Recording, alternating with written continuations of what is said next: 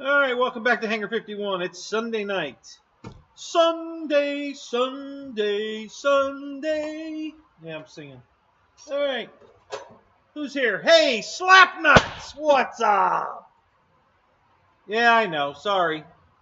Fred! Wow, you're here early.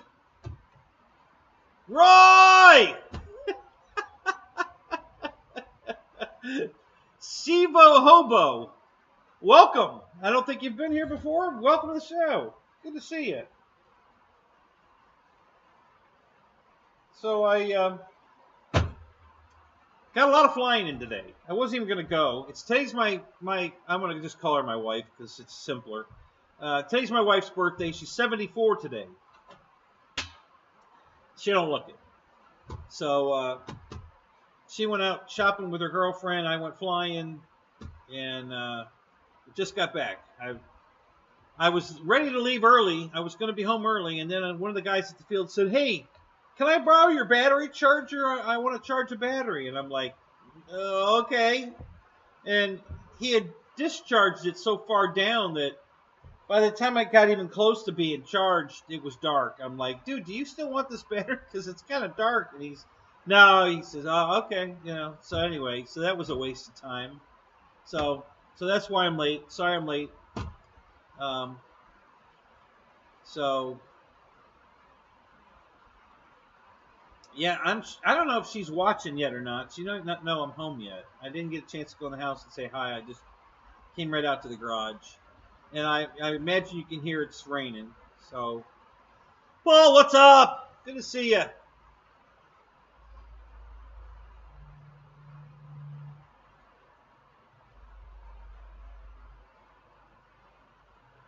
So what else is going on? So let's see. I got 14 flights in today. Most of them were the Carbon ZT-28. Because I haven't flown it in so long. So I got, let's see, I flew the King Twin twice. Flew the QQ twice. I flew my Mustang once, the little Mustang, the ROES Mustang. I flew, let's see, what else? I know there's something else I flew.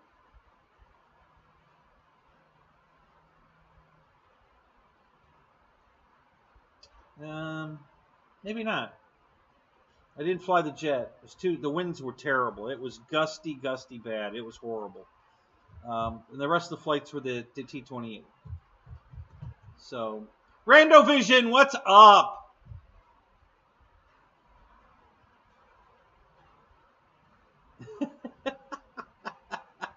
Stop sending email. I only sent one. What are you talking about? And I'm trying to figure out why the hell you sent me that. I don't know what the hell that was about. Anyway. Paul McNeil, what's up? So let's see, what else? What else happened today? Oh, I was polishing the truck a little bit today, out the field, while I was waiting for a battery to charge, cleaning it and polishing it. So after stripping the wheels, it looks really good. So I had to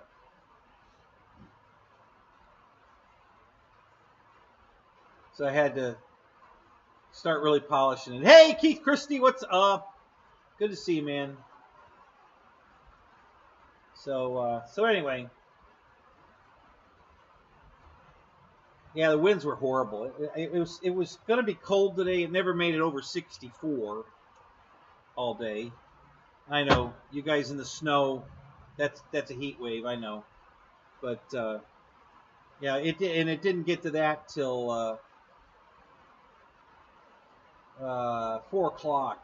It didn't even hit 60 till noon, and then it only made it to 64 by 4 o'clock, and then it turned right around and started getting cold again. So it was 60 there, Roy. Yeah, well, that's pretty good for you guys.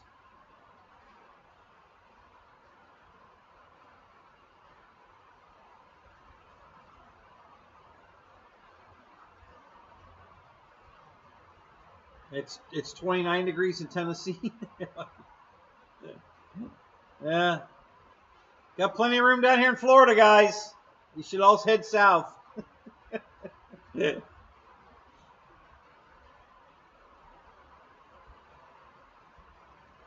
Yeah. Yeah, now you're in the 30s again. Yeah, I know. We were in the 80s and 90s Thursday, and now it's down in the. It's been in the 50s and 40s in the morning, early morning. So.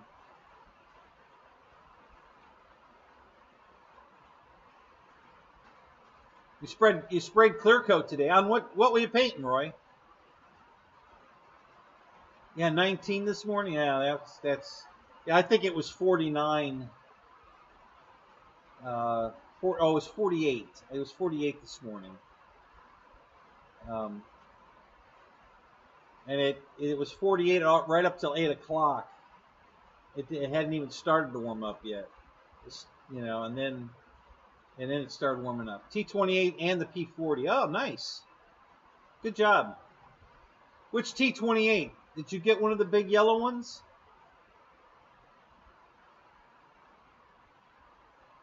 Oh, sweet, Paul. Are you driving out there or flying?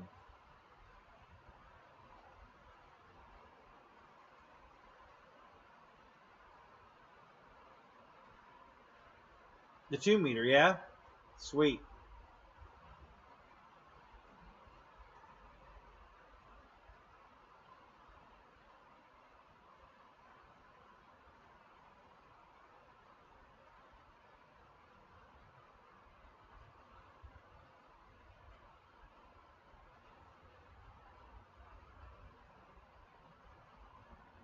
So in the cold weather, how did the swap meet go? Did a lot of people show up?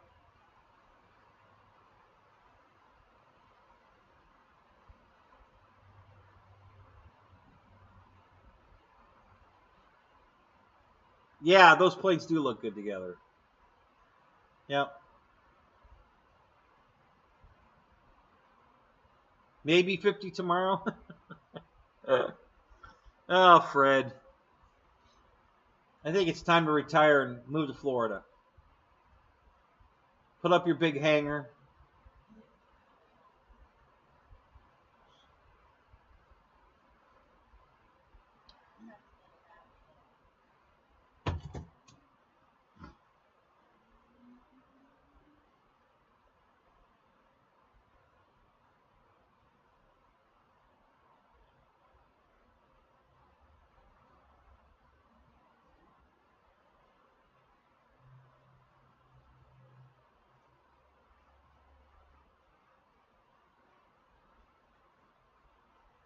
Uh-oh.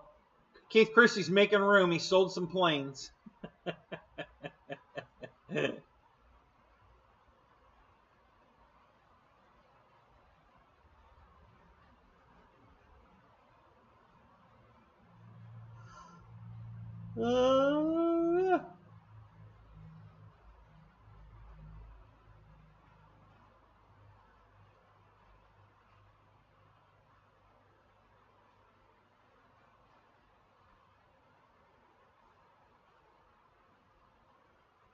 You got something in mind, Keith?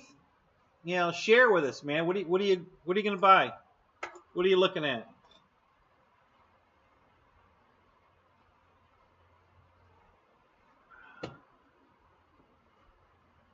Yeah, somewhere warmer without buildings. Yep. We got plenty of that down here, Fred. There's land everywhere.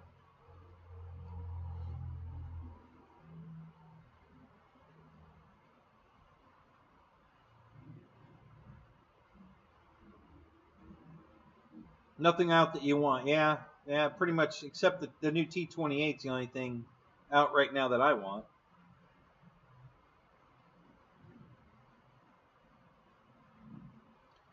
So, yeah. Actually, there is another plane I want, but I can't think of what it is at the moment. Oh, I can name a couple of planes I want. I'm just not ready to buy them yet. I do want the air tractor. The Pawnee air tractor, the yellow one that Horizon came out with. I want to get one of those.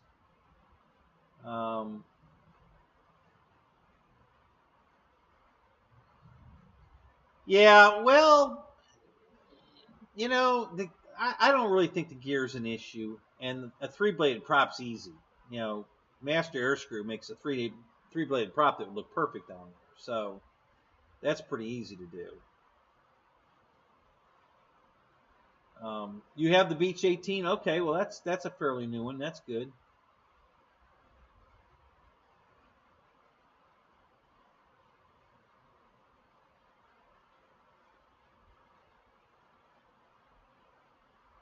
Yeah, that's good. Yeah, Roy, that's perfect. That was a good call. Yeah, I wish I didn't, and I clear coated my other T28, but I didn't clear coat the Carbon Z, and I really wish I had. Um, Now it's, I'm going to do a lot more. Uh,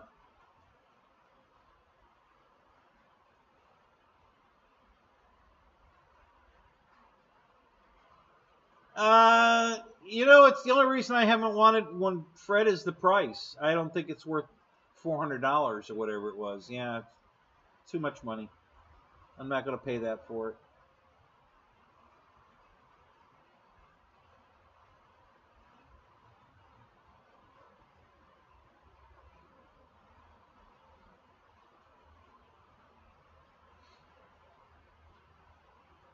Well, the gear, the retracts themselves are better now. Um, I don't care for that spring landing gear, but it's not a deal breaker. You know, the plane flies fine. As long as you put the gear up before you get going fast, they don't get hung. If you're going too fast, they hang up. So you just put the flaps down, slow the plane way down, even get into a high alpha sign of thing, and then cycle the gear, and they'll go right up.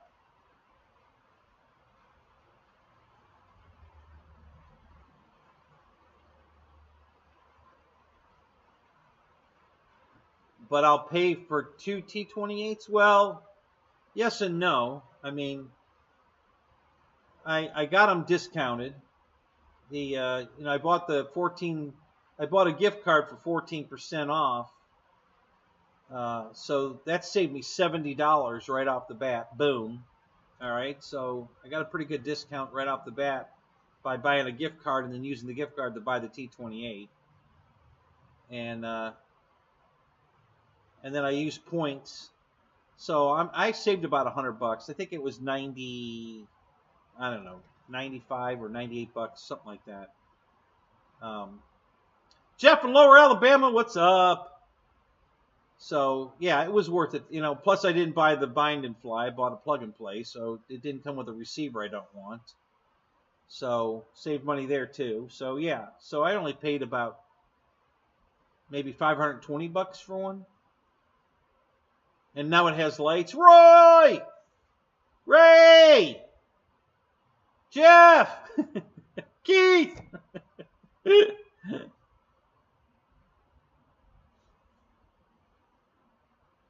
Well, yeah, for the size plane it is, Keith. I mean, goddamn, the D18 is nowhere near the size of the T28. I mean, Christ, the T28 is twice the size of that thing. For only like $100 more.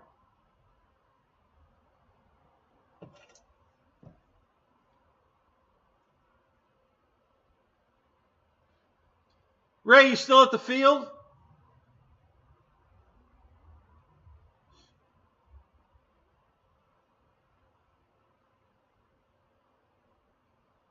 Yes, and it has lights and free shipping. You didn't even have to buy 3 to get the free shipping. You don't have to buy 1 to get free shipping.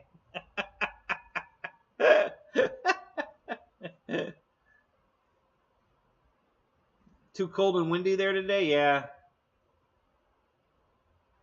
Yeah, it's raining here right now. I don't know if you guys can hear it or not. It actually just let up. It's almost stopped. It's still raining, but it's very, very light now. You probably can hear it.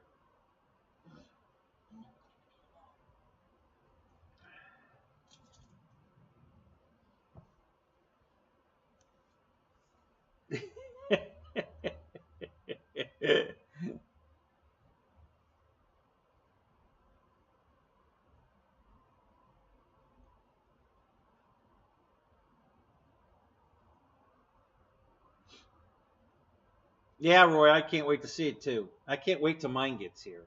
As a matter of fact, I'm gonna go check my email. I don't think I checked it Friday. See if I got a notification that it shipped.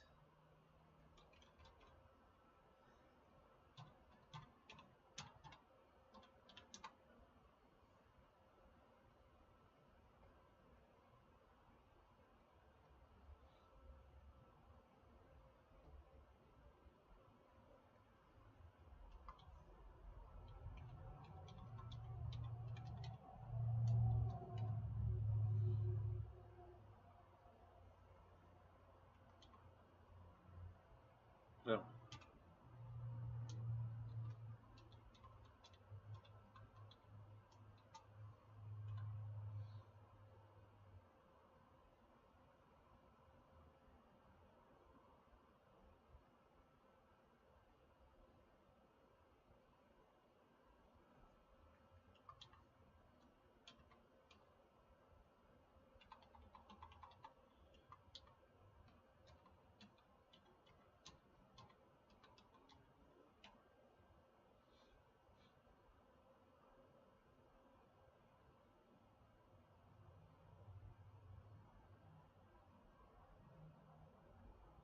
Yeah, more RC bat. Boy, I get a lot of emails from RC batteries. Jesus, I'm telling you.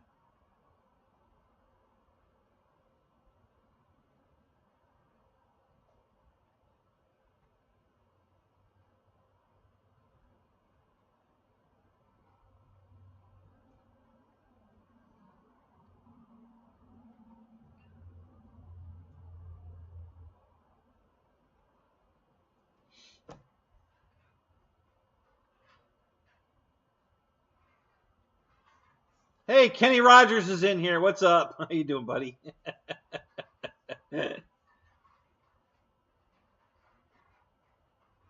Craig Bevan, what's up?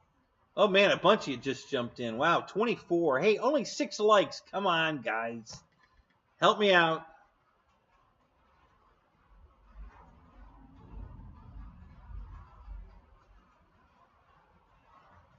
JCB, what's up? Let's see here. What's it's starting to rain again. Here it comes. I bet you guys can hear it. Ronnie, what's up?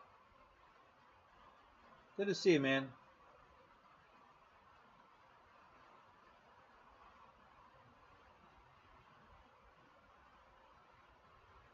Oh yeah, how did it fly? How did your bird fly there, Kenny?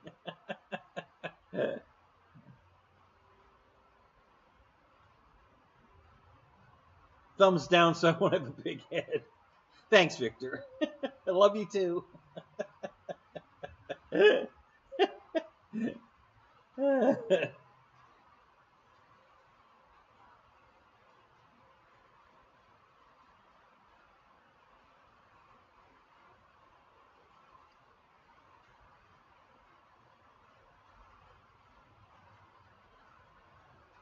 Okay, well, it does fly. That's good. My ornithopter flew great for about 5 minutes, and then one of the wing struts came out of the holder, got loose and came out, and then it wouldn't fly. It just rolled into the ground. And they sent me new wings, but they were glued in or something, so I got to run a drill bit through it to clean it out, and I just never got around to it. So I got new wings for mine, but I haven't even tried to fly it.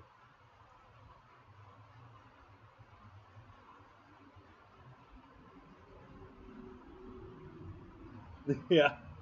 Yeah, mine about the same thing. I made almost a big full circle all the way around the field, and then actually I take that back. I made it all the way around and landed it, and then I threw it up again, and then it made it about halfway around, and then it crapped out.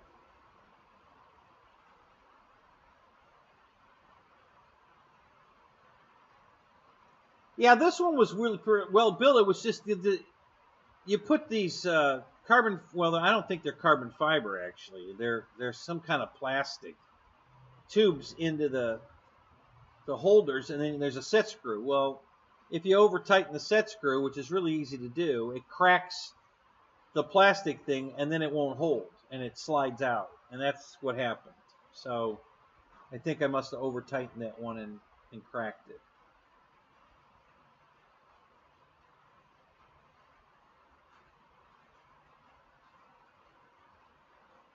The instructions were half rat eaten. Well, at least the bird wasn't half rat eaten. That's good.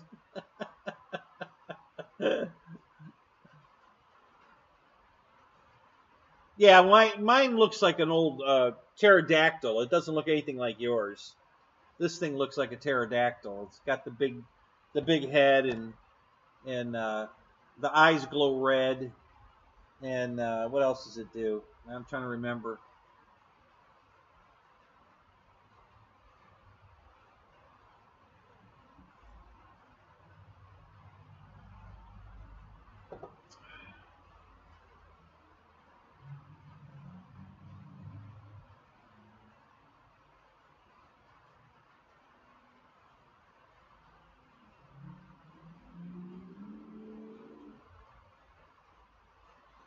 So I hadn't flown my T-28 in almost 2 years, and it was a really crappy, windy, gusty day today. So, so I can tell you now for sure that my T-28 does not fly as good as the RV-8 in the wind. When it calmed down, right at the end, it calmed right down, and now it does fly like the RV-8 in calm winds. But in windy conditions, no. The RV-8 is head and shoulders way better. And I didn't remember that. It's been a while. So, yeah, I was a little disappointed in that. But, yeah, it still flies great, though. I mean, I love that airplane. It looks so good in the air. Got it thinking. I've got some... The guy was helping today took some slow motion video of my plane making some flybys, the gear going down, and a landing, and the slow motion footage. It looks like a real airplane. Oh my God! I'll be putting those up. Wait for that. If they came through, which he sent them through Messenger on my Facebook. Let me see if they came through.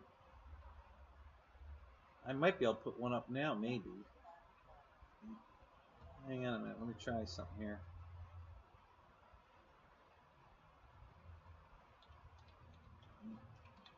Yeah, he showed it to me on the phone, and I was like, oh my God, that looks so good.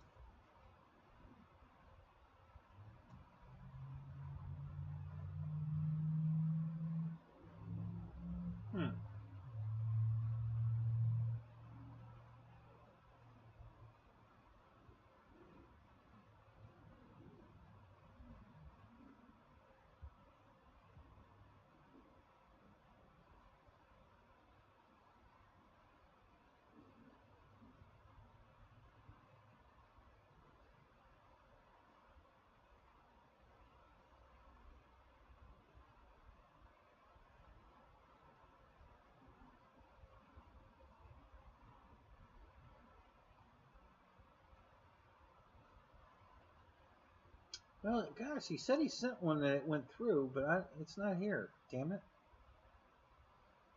I wonder what happened there.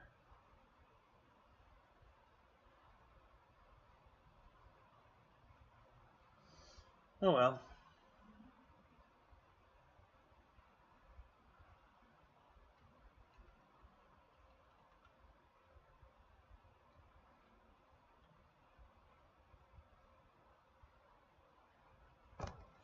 Wow, Bill, what's up?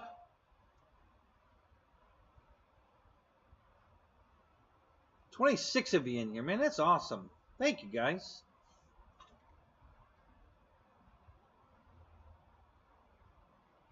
You're gonna film the slow stick in slow motion.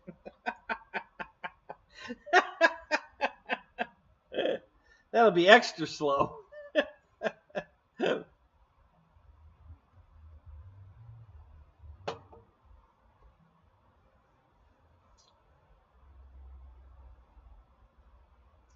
So Paul, why the what happened? Why the trip to California?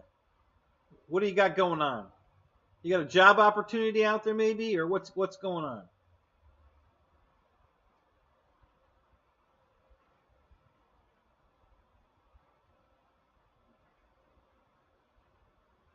Mike SSI, what's up? How you doing, buddy?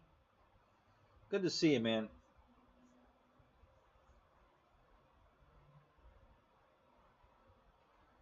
Yeah, I could have flown the T-28 backwards in the wind today. It was pretty bad.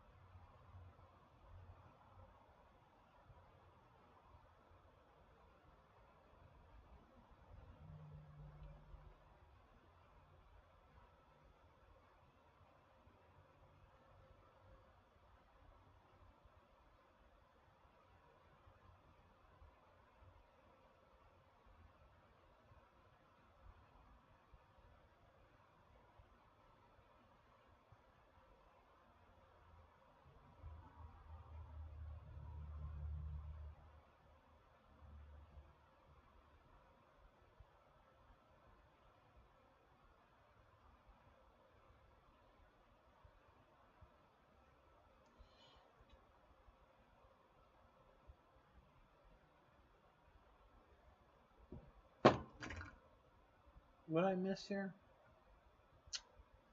Uh,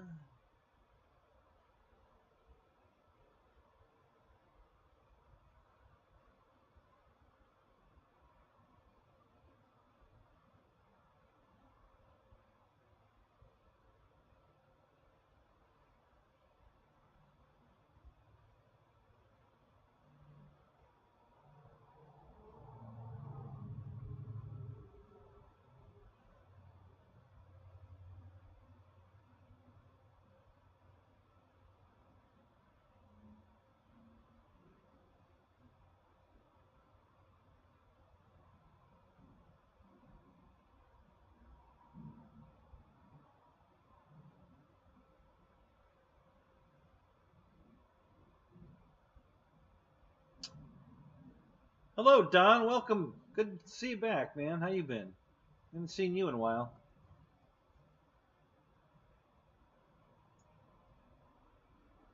George Watts, what's happening?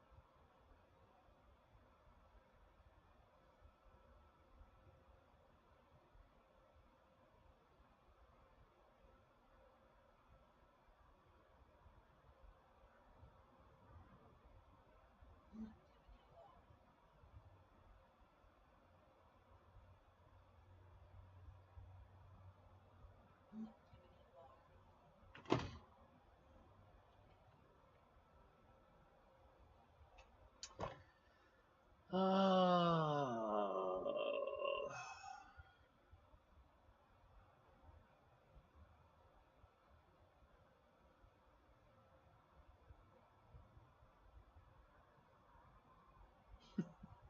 what's up, Tim? What the hell are you talking about? What? I take it you had a bad day today?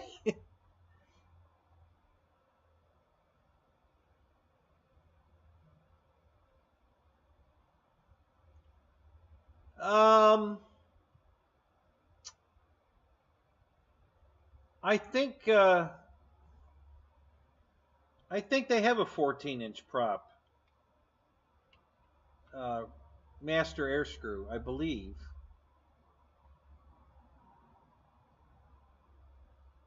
Hang on a second, I'm looking. I think I have one here, actually.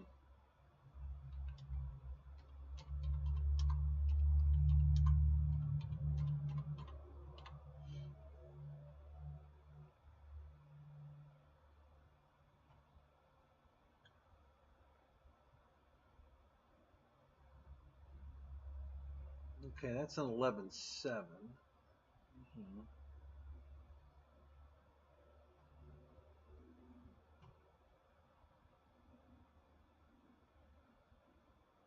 That's a 15.7. That would probably work. At 15.7. Let's see what else they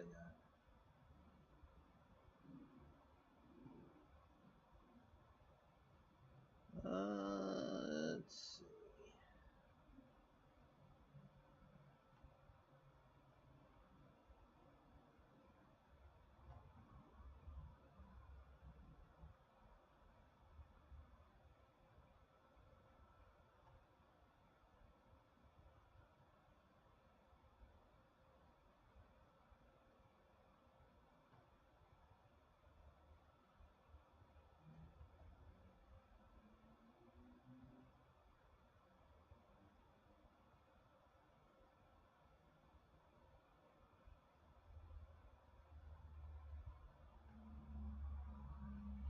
All right, let's see what they got.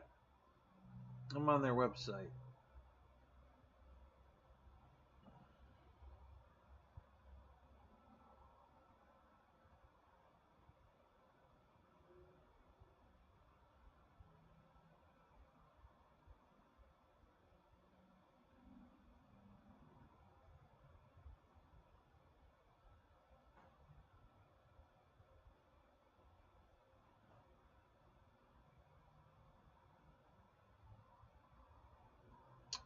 Oh, look at these sexy purple and pink propellers. Those are good. Yeah, they have a 14.7. So, yeah, that's what I'd go with. The 14.7 3-blade.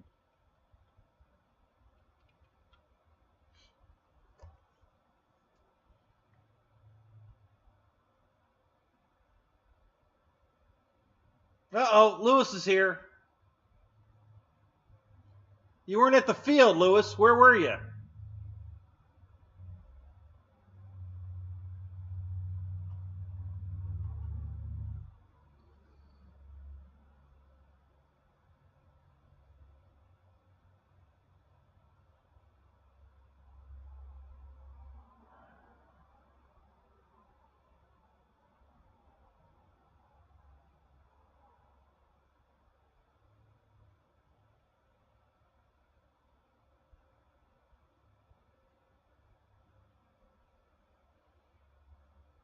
You've got a 14.7 master air screw. Well, there you go.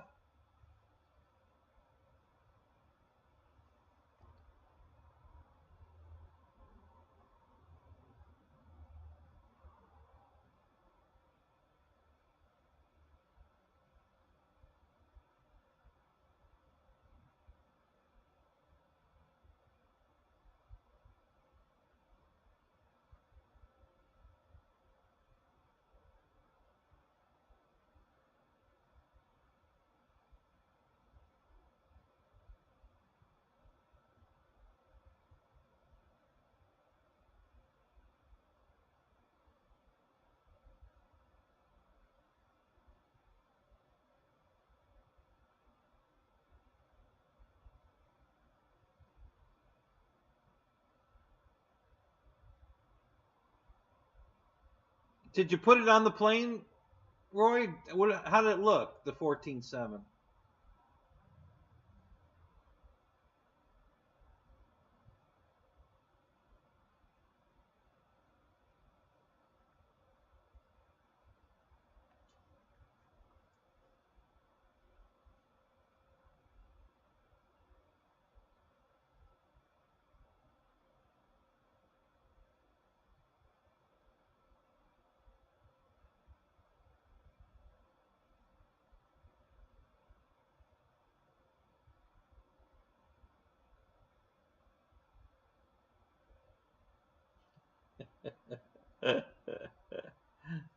He was washing his PK ripper, his PK ripper.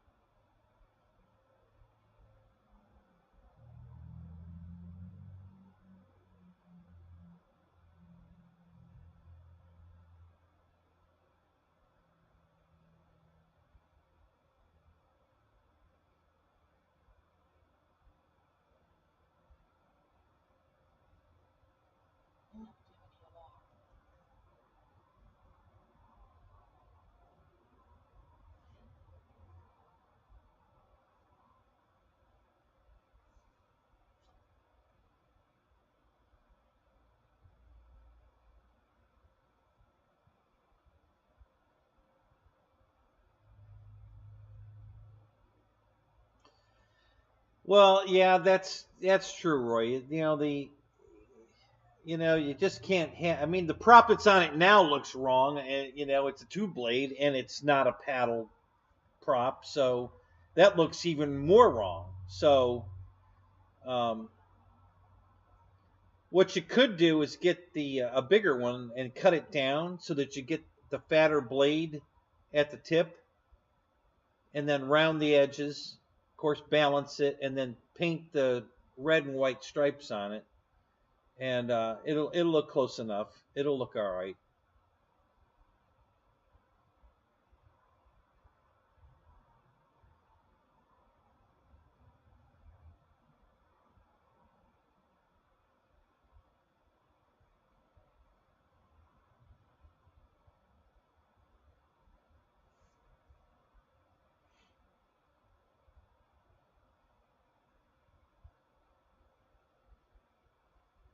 Yeah, I think I'm going to try one of my three-bladed props on it to see how it looks and if it flies better. It seems like to me that when you throttle the T28 all the way up, that the prop is like cavitating or slipping because it seems like it's revving more than the plane's flying. You know what I mean? It's like it's revving way up, but it's not really going that much faster. So I don't think I'm getting a good bite in the air.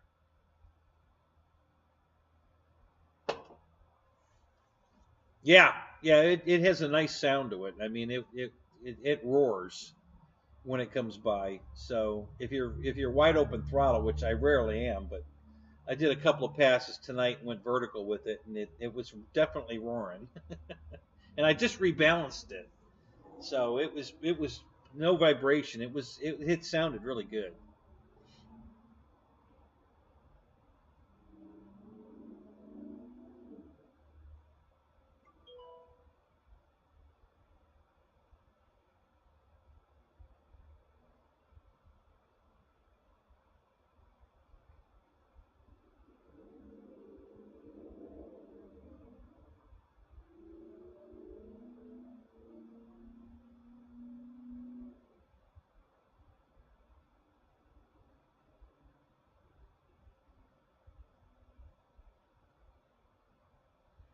Yeah, Roy, I've got the perfect prop, but again, it's going to be too small. It's made for the 1450 T28, so it's too small for the Carbon Z.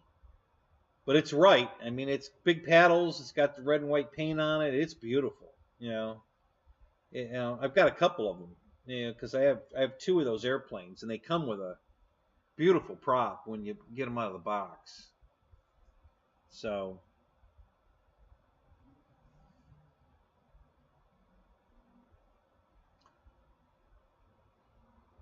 I'm looking at Master Airscrew's website. They've got a counter-rotating reverse prop, a 14.7 reverse. Let's see if there's any others. 15.7 reverse they have. 16.10 reverse.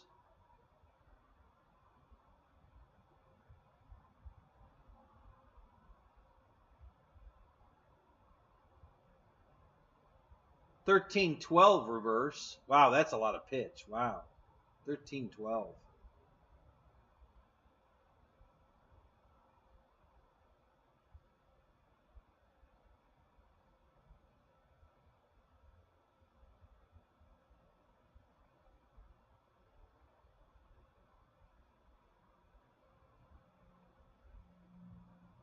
$13.8 reverse.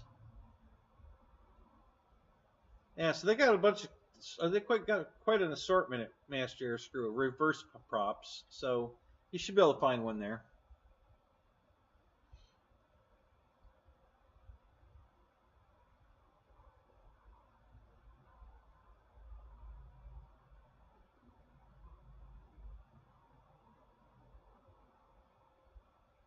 Yeah, done. I always put stuff like that, so I put it in a special place so I won't lose it.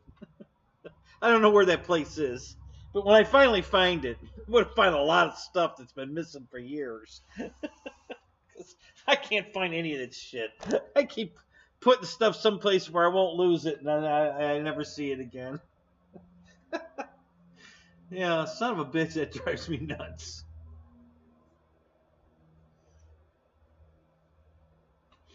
I just do it way too often.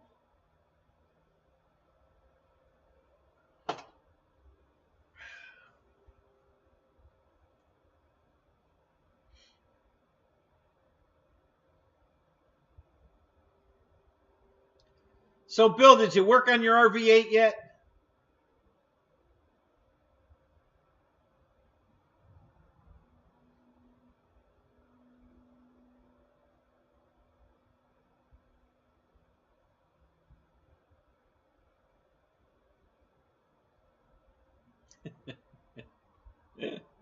What are you waiting for? Hell, even if it's just to put it out together so you can look at it, just to admire it. It's a beautiful airplane.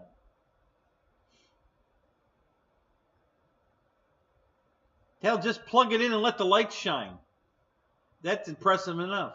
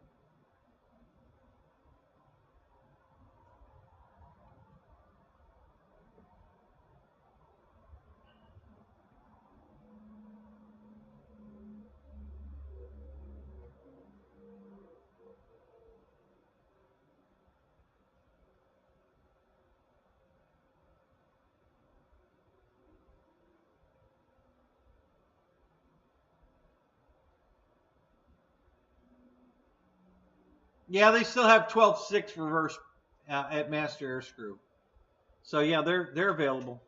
A 12.6 reverse.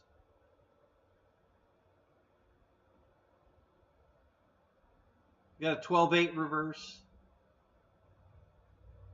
13.6 reverse. Yeah, they've got them. It seems like they have anything you'd want.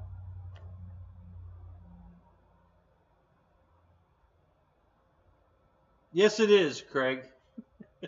That's in the museum up where Michael Bear lives. It's in the museum there next to their hangar. And yeah, that's exactly what it is. He sent me that picture, so I use it as my background sometimes. I keep changing my background, but yeah, that's exactly what that is.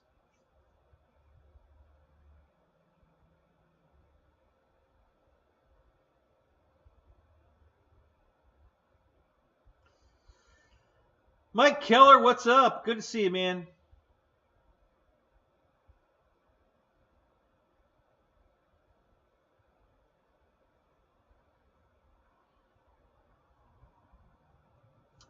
No, it's never too windy to fly, Jeff. You just have to have the right airplane, that's all.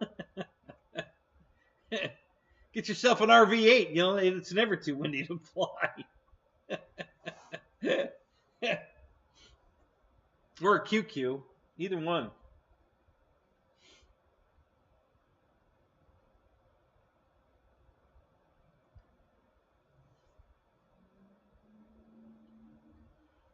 A winter hobby. You build airplanes, Don. Buy a couple of balsa kits and build. Or scratch build. Or go buy foam board at the Dollar Tree and start making some flight test airplanes.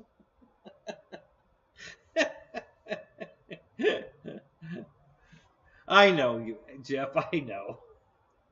You've got the T-28 that you got is the perfect windy airplane. That flies good in the wind. Not as good as an RV8, but it still flies good.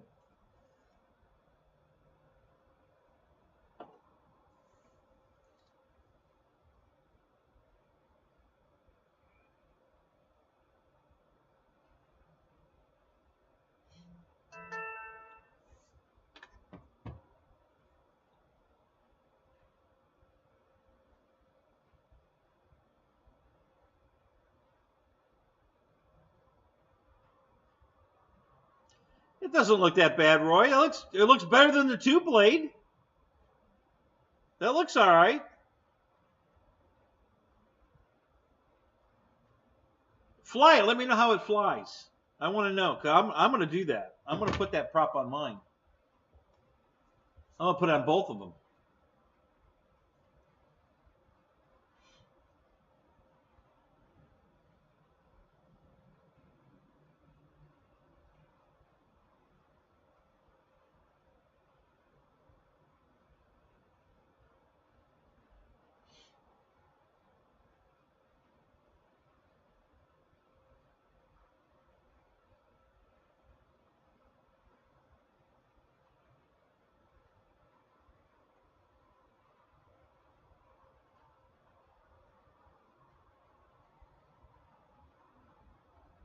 Yeah, that would look good, Don. That would really look good. You know, I thought about that too. I actually thought about my AL-37. I was thinking about putting the TWA paint scheme on it. I thought that would look cool. It'd be different, you know. So yeah, I thought about doing that too.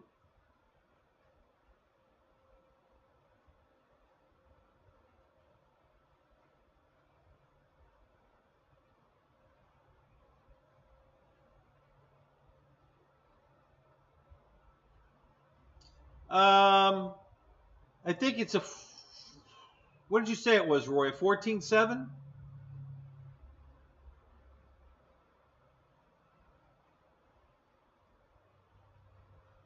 Yeah, it's a master air screw he put on it. He just sent me a picture of it. It's I think it's a 14.7. Is that what you said it was, Roy?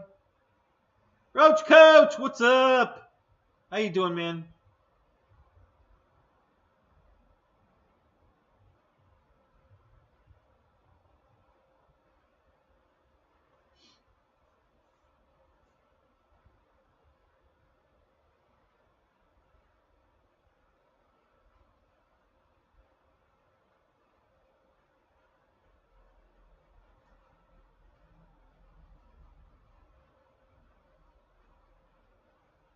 You're working on the Tomcat? There you go.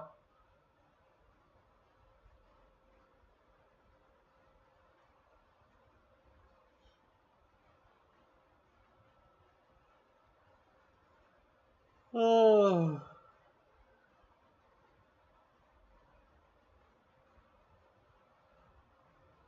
Yeah, 14.7. Master air screw. Yeah, that looks good on there.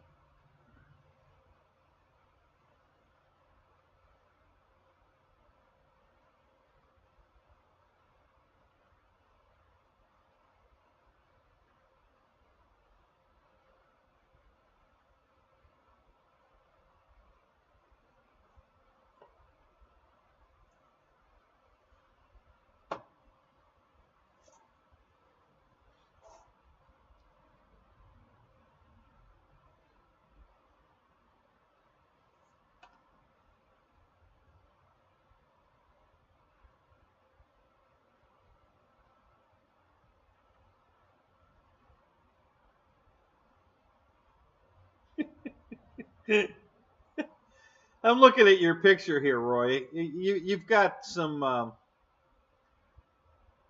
real skills in how you hang up your airplanes.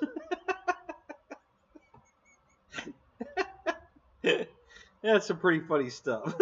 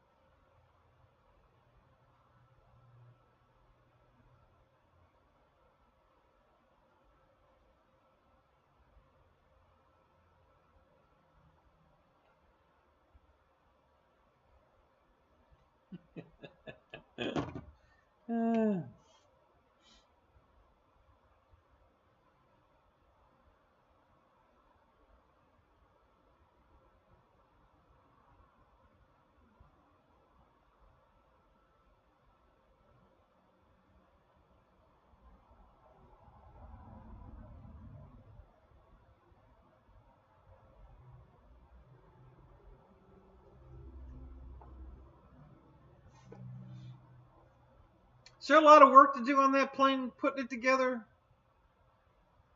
Roach? And are you going to order those metal wing stiffeners that I guess Dustin's making them?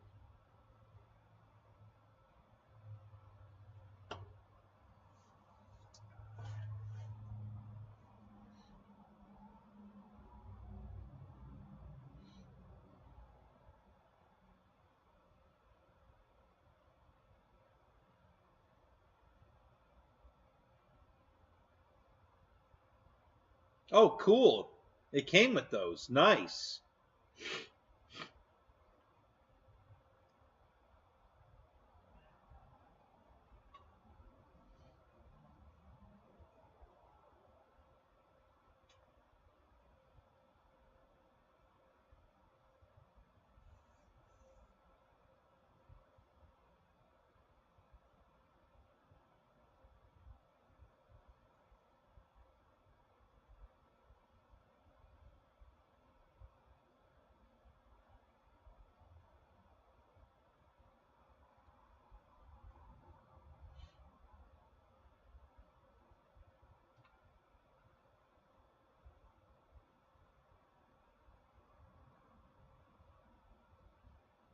Also came with the FMS 2100 kV motors and fans. Nice.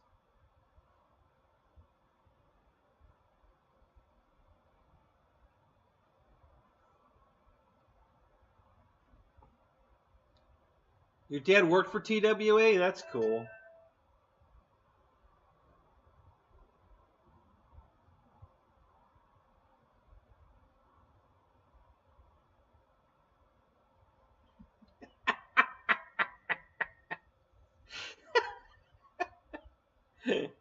Oh my God, Roy, you're killing me.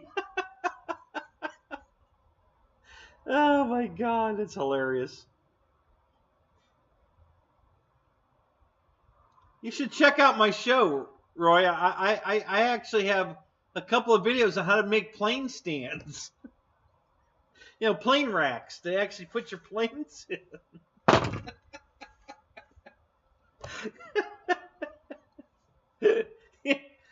Can I show them, Roy? Do you care if I show them? Oh my God, that's hilarious.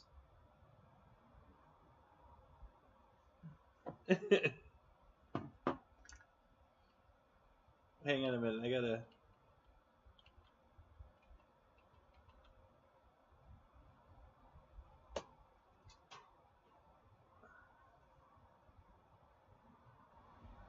Let me change cameras here.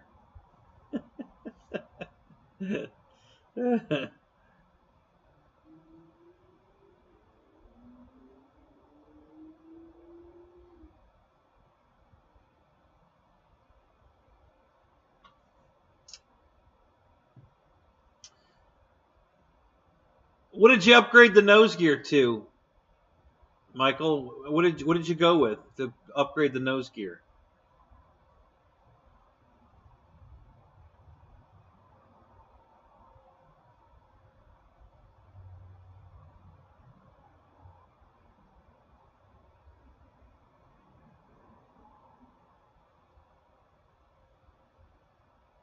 Yeah, his main plane stand is a 93 Camaro.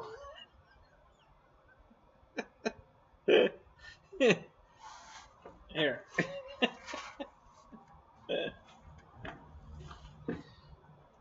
Hang on.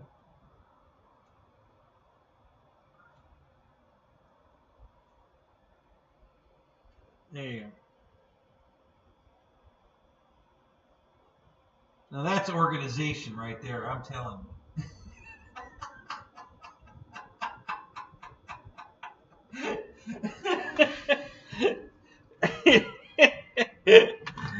That's funny.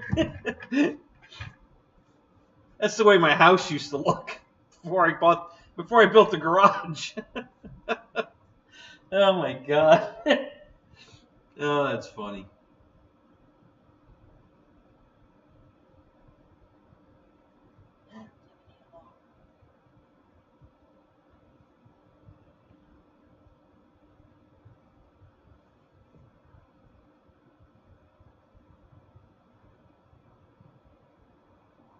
Yeah, that's definitely the coolest plane stand ever. For sure. We'll give him that one.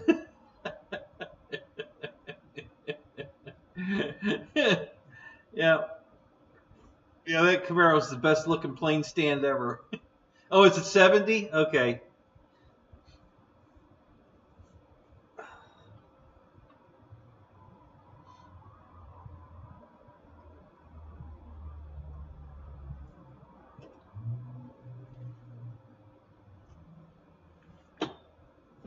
I had a 70.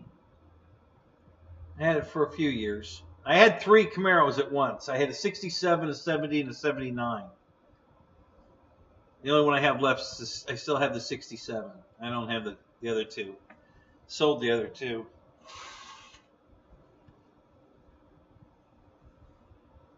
I still have a somewhere. God, where did that go?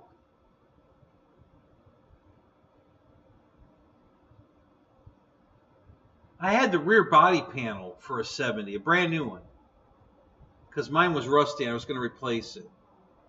What the hell did I do with that damn thing? Shit. I'm not sure I brought that with me. God, did I leave that at the other house?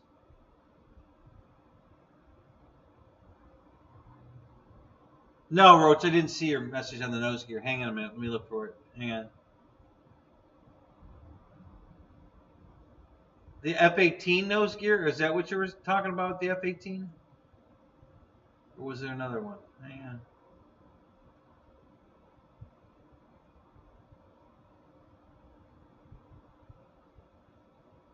Oh, so it's you were looking to see what's on the package, and it says F-18. Okay. Whose F-18 nose gear is it? Is it a free wing nose gear?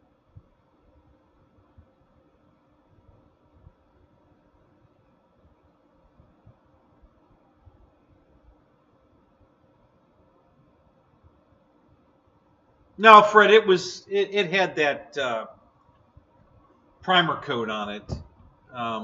So yeah, no, it's not rusty. If I've still got it. But yeah, I bought for the 70. I bought the whole rear body panel because behind the bumper below it was pretty rusty.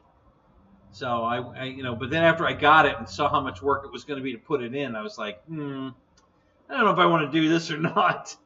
So I never did put it in. Sold the car, but I kept the body panel, but I don't know where it's at. I'm not sure where the hell I did with it.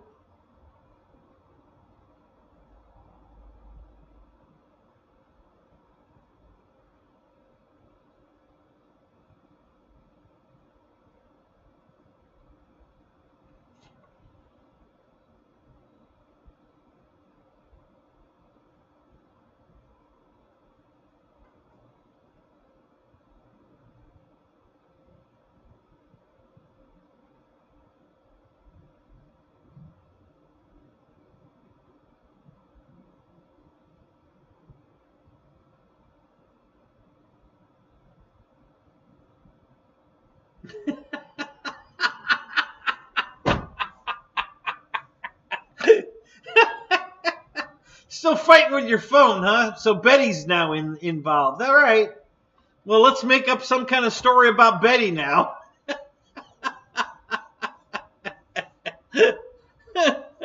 Black Betty. There we go.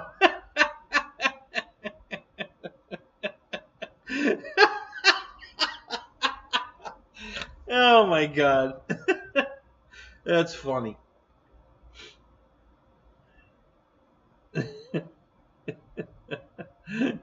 Yeah, that phone of yours, Roach, I'm telling you.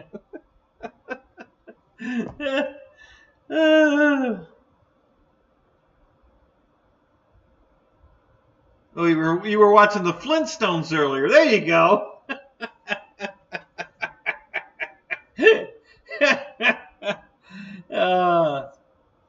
Yeah, Betty Rubble. Yeah, we all know who Betty Rubble is.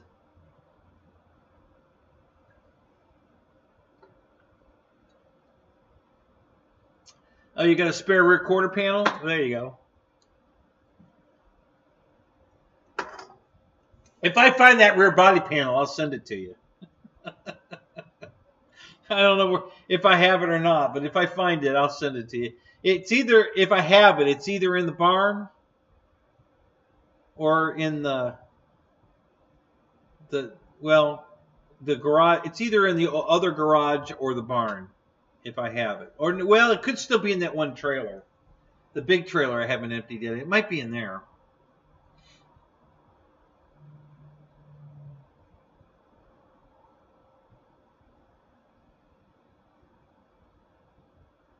Bam shamalam.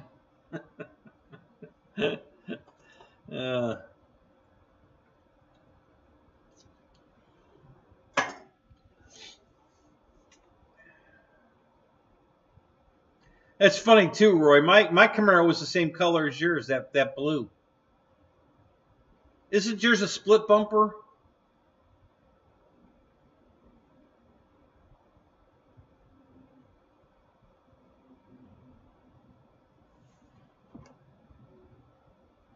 There's a funny story about how I got my Camaro, my 70. I bought the 79 brand new.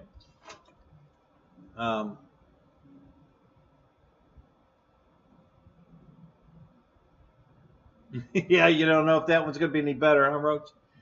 I don't know. Yeah. I've never had an iPhone, so I couldn't tell you.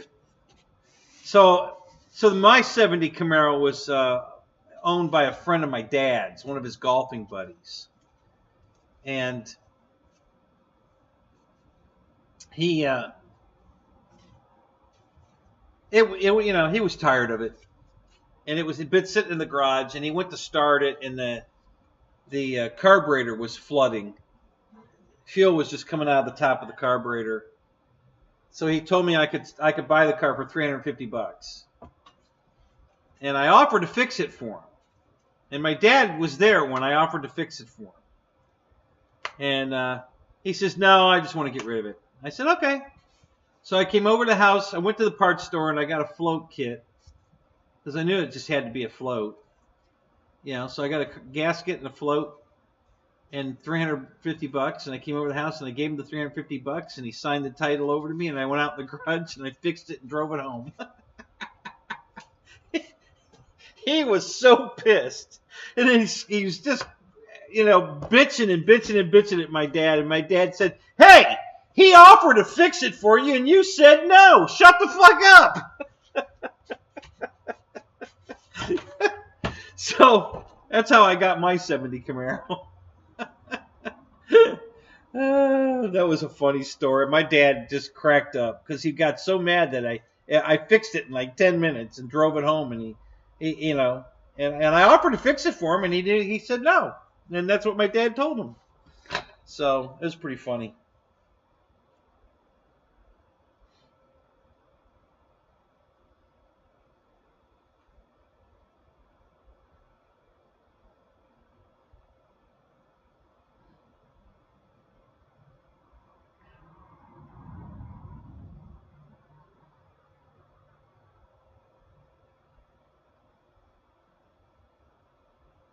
Yeah, so Fred, I've been doing that for years. I mean, I always had airplanes in the living room, and then it got out of hand.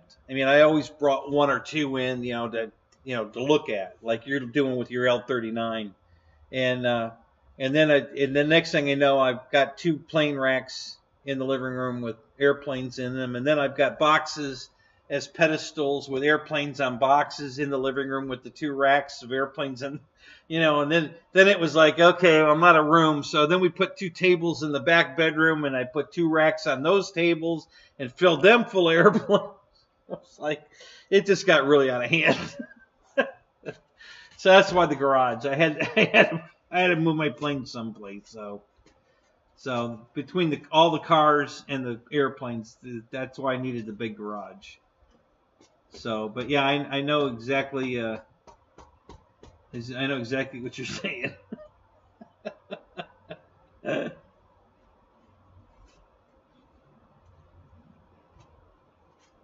What's up, making model airplanes? How you doing tonight, man? Good to see you.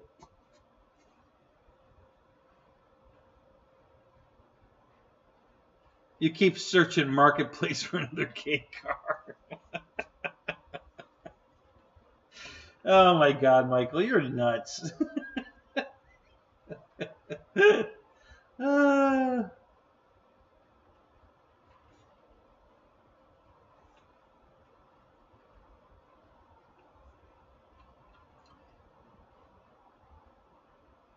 Let me put the other camera back up. There we go. Now that Michael Bear's here, we'll have to showcase his airplane. Well, it's not technically his airplane, but it's next door to his airplane.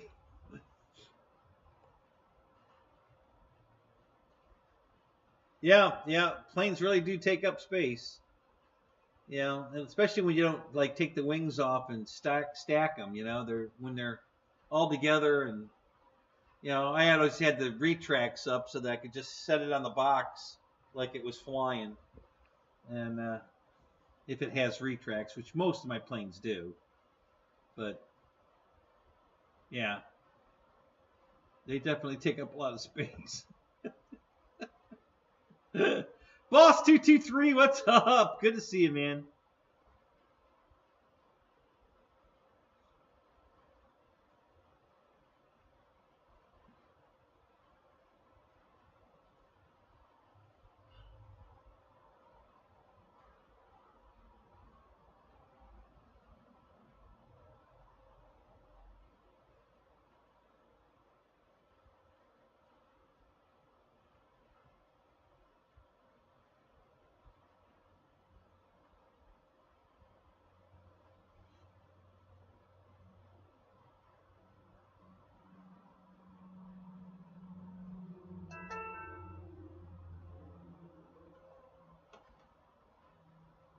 Ken Bird, what's up?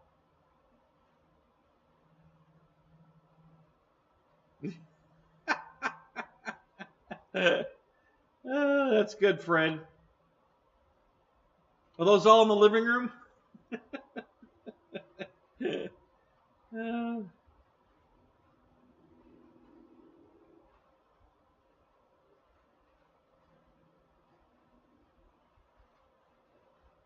So it looks like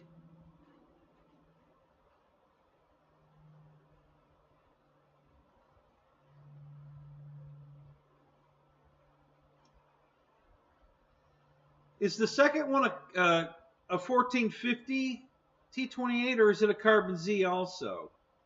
It looks a little smaller, so I'm thinking it's a 1450, and then the one behind that looks like the new blue. What the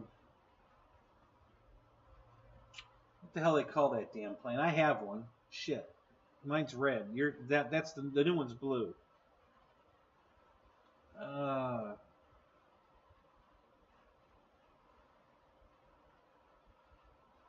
Yeah, it's still wintertime there. Well, it's still wintertime here too.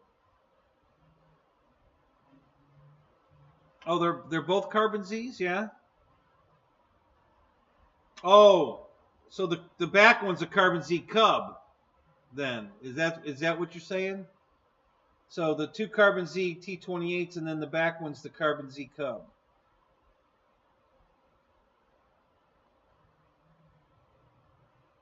That's quite a lineup, buddy. Very nice. Very, very nice.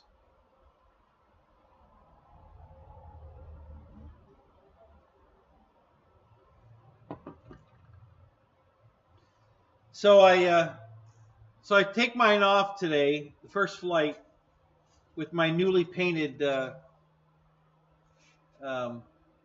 canopy, and I don't make 2 circles around the field, and I see that there's a big gap in the canopy, like it's about to come off. I'm like, oh shit. So I land it and I bring it over, and the little plastic piece on the back of the canopy, right here. Oh, this one's this one's gone. Anyway, there's a plastic piece right here with the hole in it for the pin to go in, and it pulled off and was stuck on the pin, and the canopy was going to just fall off, just like this one did, because it's missing. I thought that was on there, but it's not. So I had some contact cement at the field, so I re-glued it. It still didn't want to stay on. I guess it was just too cold today for the glue to dry.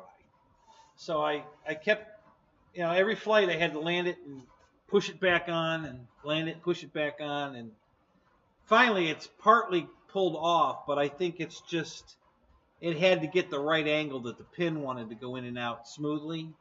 So I think what I'm going to do now is I'm just going to wick a little bit of epoxy in the gap, just to add a little more strength to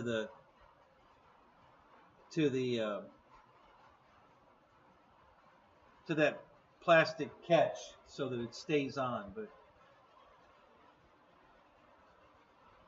oh, the Carbon Z Cessna's in the basement. Oh, that's funny. Yeah, I gotta clean my Carbon Z. I want to repaint my Cessna. I bought the decal sheet, so I have all the, basically it's Aerobat decal sheets. So I have all the decals put back on it. So I'm gonna doll it all up, get all the hanger rash off of it, repaint it. But I'm not gonna paint it red. I'm not sure what color I'm gonna paint it yet, but I'm not gonna paint it red. I want to make it different.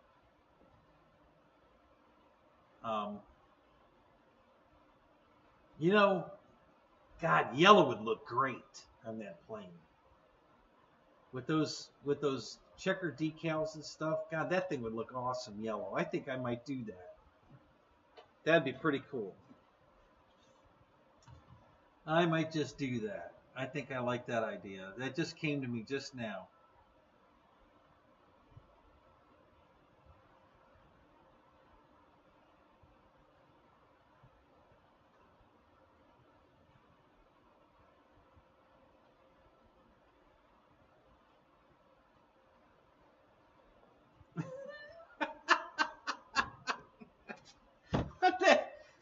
you screwed up your Grunjet fan.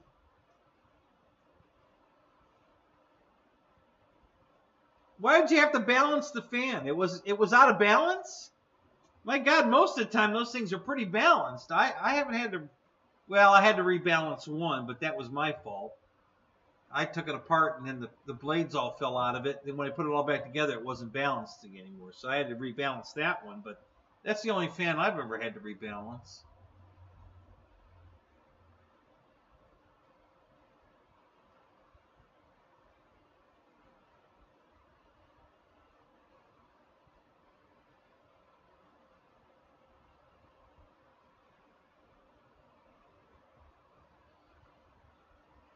Wow, Ken, really? So you think it was the food you were feeding them? What were you feeding them? What kind of food were you using?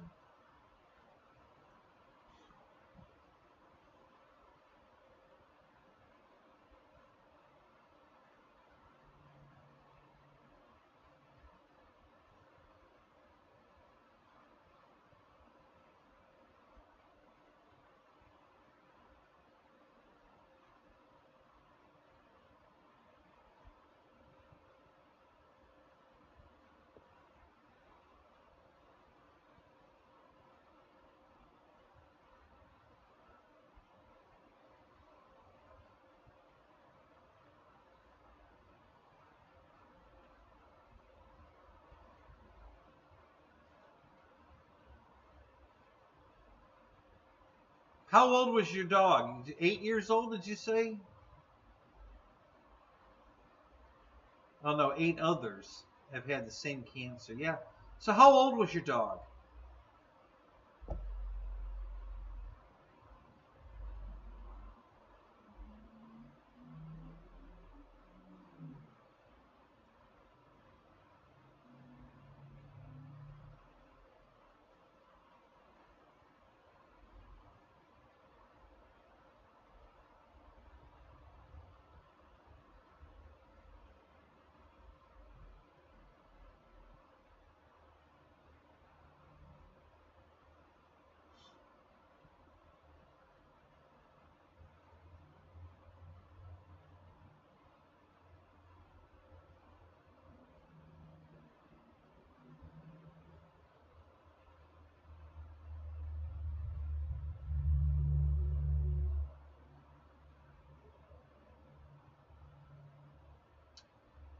Uh, there's a bunch of planes out there, Big Jim, that require more than 8 channels.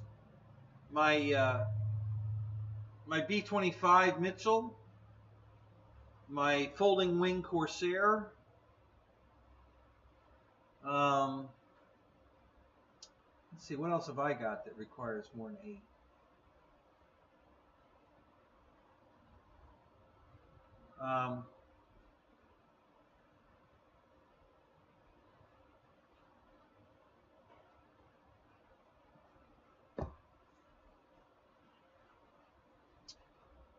Let me think. Let's see.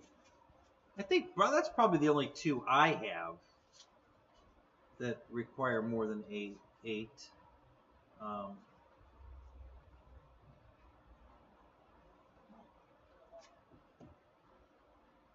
Oh, I'll bet my new jet, because it's going to have brakes too. So, yeah, my new jet might require it. Depending on if I,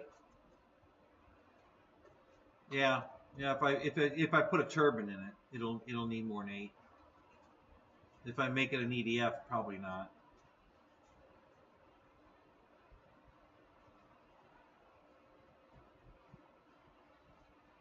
Why you ask, Jim? What's on your mind there? What are you thinking?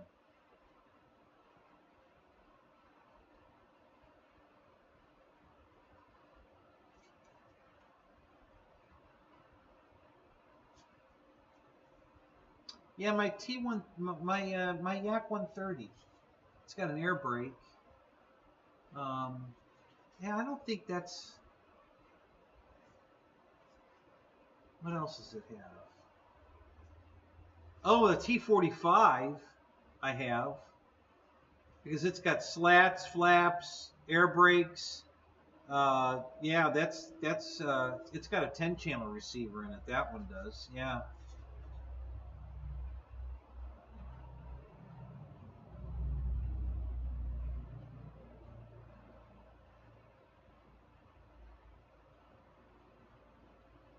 Oh God, you're watching Brian Phillips videos? Oh Jesus. Uh,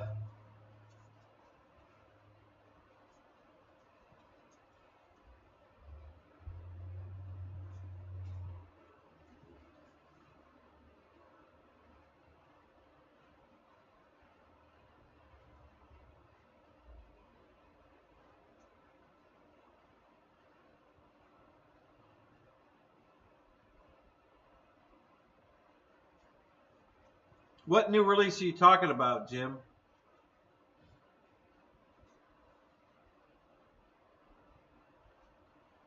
Yeah, mine's finished. I haven't flown it. Um, it's my particular T-45 is the one that Wesley's dad, you know, Papa Boozer, did they did all the weathering and the Papa Dots and everything on it. So it's all decked out. You know, it's got all the Papa Dots and all the weathering and I'm only afraid to fly it because if something happens to it, I can't replace it. I mean, I guess I could. I could probably take it back up there and have Papa, you know, redot it, but if I had to replace a wing or something. But yeah, I've kind of been leery about flying it. It's too unique, you know. It was on his channel, and you know we watched Pop, you know, dot it, and you know, so yeah, so I'm kind of leery about flying it. Um, we'll see. If I go to another jet event somewhere, maybe I'll take it.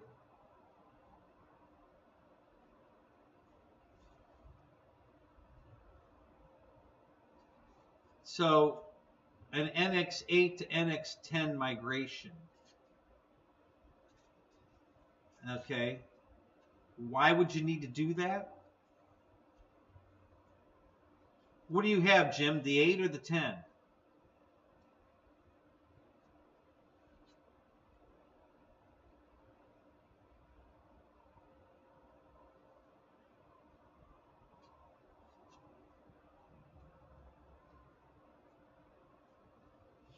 He's never needed 3 channels but 3 times. Okay, so he's needed 10 channels 3 times. I mean, there's your, you know, there it is.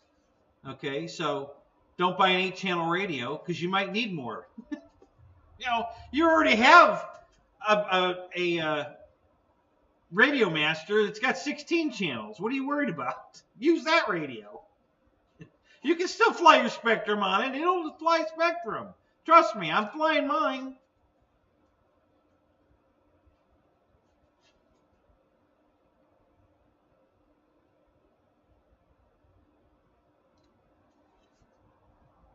Mary Boozer will be back on about 4 and he's still on. He's just, you know, videoing for somebody else now, not just himself. Oh, you have the 8. Okay.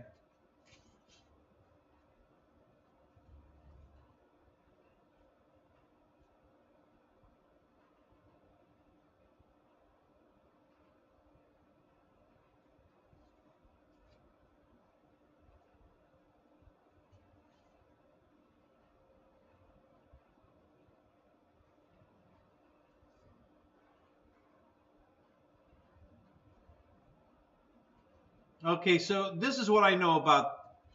I can tell you that the new NX series radios have the new protocol Spectrum in it. Okay, which is supposed to be that you're not supposed to get radio hits anymore. So the NX series and the IX20 are the only ones using that protocol right now. I guess the new IX14 also. The IX12 did not, and everything else they have is not the new better non-radio interference protocol. Okay, so that's all I know about it. The NX series or an IX20 is what you want, or an IX14, I guess. And you don't want any of the other old radios. You know, those are the ones they've been having all the radio hits with, all the problems with. So this new stuff is supposed to have fixed all that. We'll see.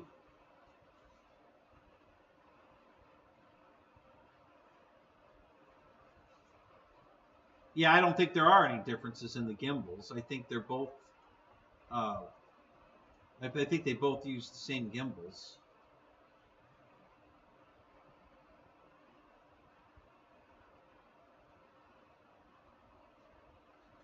You use your DX9 for a buddy box. Well, Jeff, do you use your Radio Master mostly? What radio do you use mostly? Because I know you have a Radio Master too. What do you?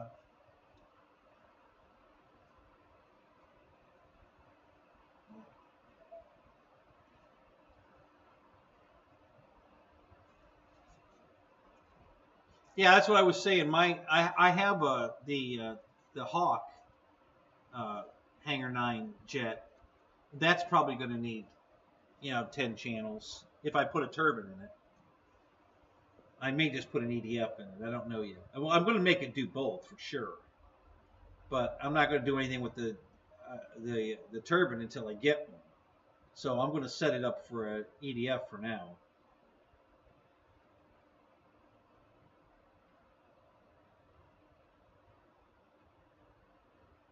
You only have one plane on your Radio Master? Oh my God, I'm putting all my planes on my Radio Master. I love that thing.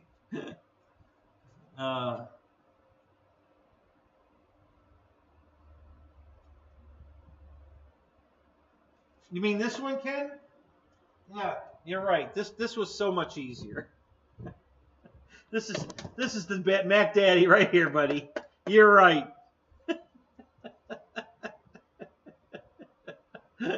Yep, this is the radio right here. You.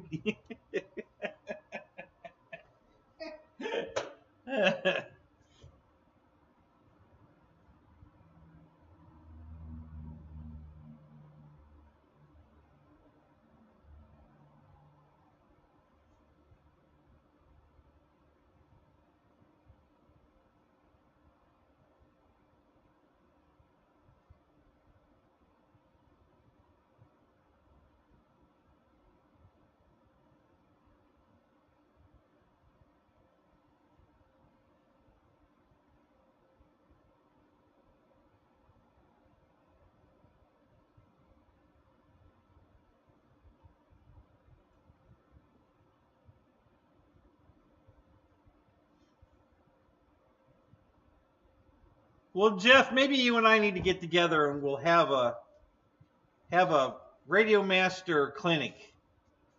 Teach you how to use that thing.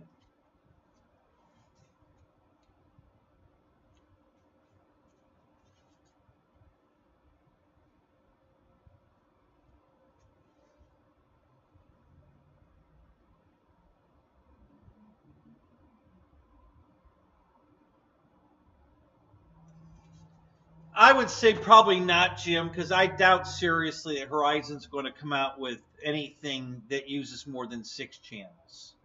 Maybe 7, but the 7th channel is already in the NX8 as a, for the, I think it's the safe they use. It's like a hidden channel kind of thing. So it's an 8-channel radio, but it has a 9th channel for the safe or something. But anyway, yeah, that Horizon's not going to come out with anything that the NX8 won't handle. That's just the way they roll. Hey, Micah, I'm glad you're here, buddy. Hey, I have a question for you. Did you download the Flex?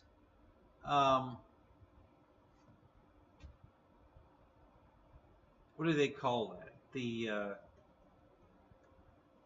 The programmer. I forget now. Christ, I had it in my head and I forgot. but it's a programmer to program the aura. It's some kind of a controller programmer. I can't remember the official name of it at the moment. But did you download that thing and use it or no?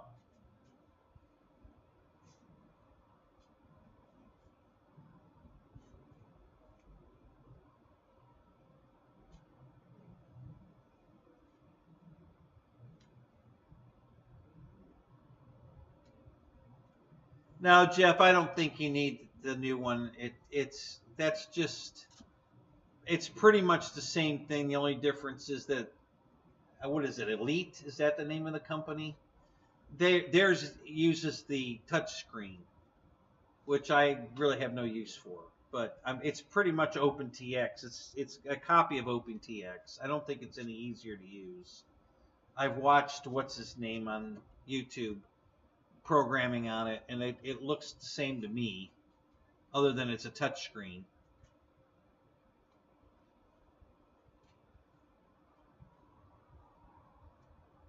Yeah, the Hangar 9.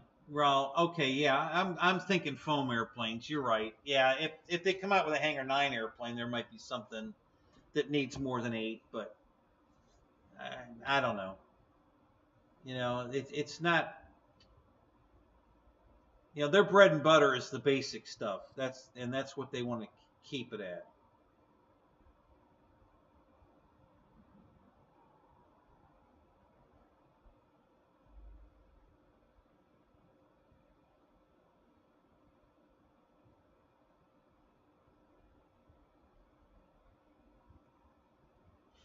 So you didn't use the tool when you went to the NX10?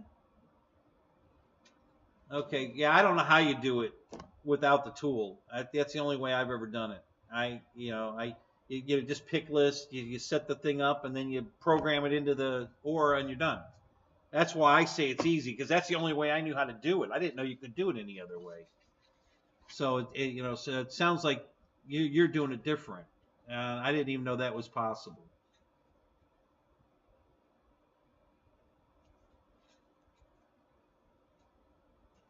All right, Roach. Hey, have fun with your F-14, buddy. I can't wait to see you fly it.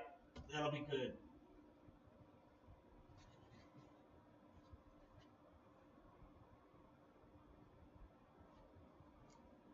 Right, Roy. I wouldn't spend 16. I spent half that when I bought my Hangar 9. Well, I don't know if technically it's a Hangar 9. It's a Phoenix model. Yeah, it's not a Hangar 9. It's a Phoenix model from Tower. It was only $800. It was on sale, and that's why I bought it. I wouldn't spend $1,600, but I spent $8, and that was enough.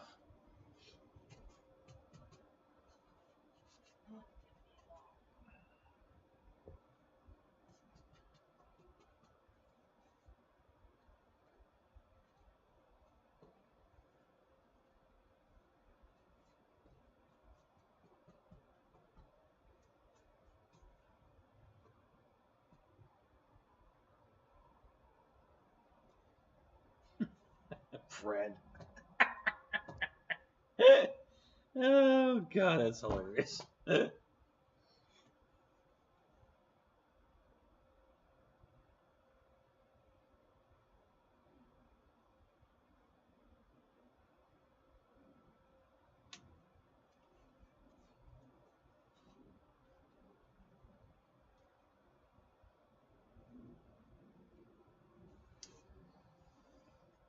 Uh, except for my jet that I bought, yes, the T-28's my top dollar also. I haven't spent any more than that on an airplane, other than that jet. And it was on sale, and I started the new job where I was making a lot of money, and I thought, screw it, I'm going to do it. And so that was my one splurge. And so I only have one airplane like that, and it's the only one I'll ever have.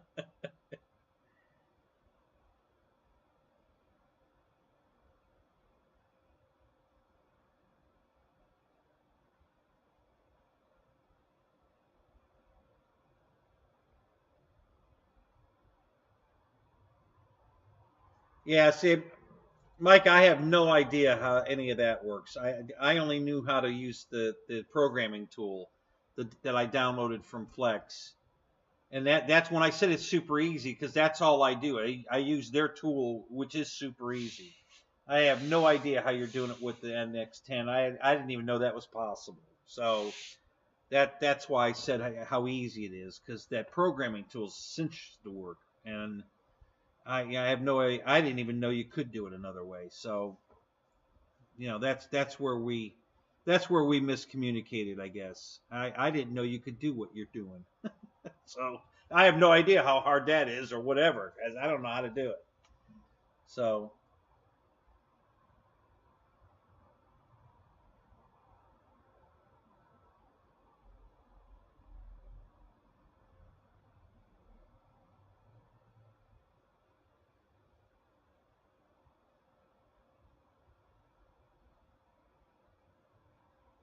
yeah, see, I'm not updating mine to the edge. I don't have it. If it ain't broke, don't fix it. That's my motto. Okay, I've never updated this radio. It still has the 1.8 OpenTX, which is the cleanest, best operating OpenTX so far I've seen. This radio works perfect. Nothing was wrong with this radio. It worked perfect right out of the box. I've never updated it, and I love it. Now my newer Taranis, the SE version's got 2.0, I think, or 2.1, I forget, and it's got all kinds of issues. They're just verbal issues. The radio works fine. It just some of the menus for the talking part.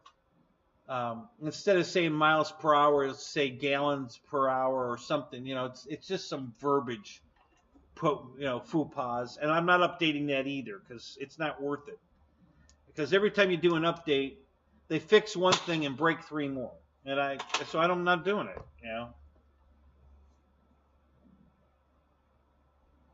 So that's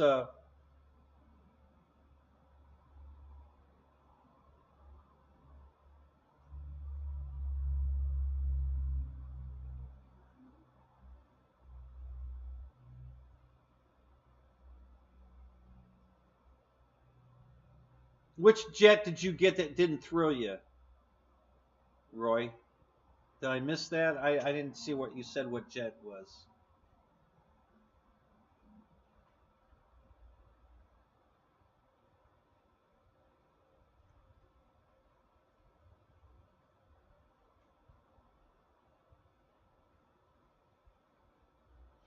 No, they'll never go away, Jim, because programmers love to program. They're constantly changing stuff because they've got nothing better to do.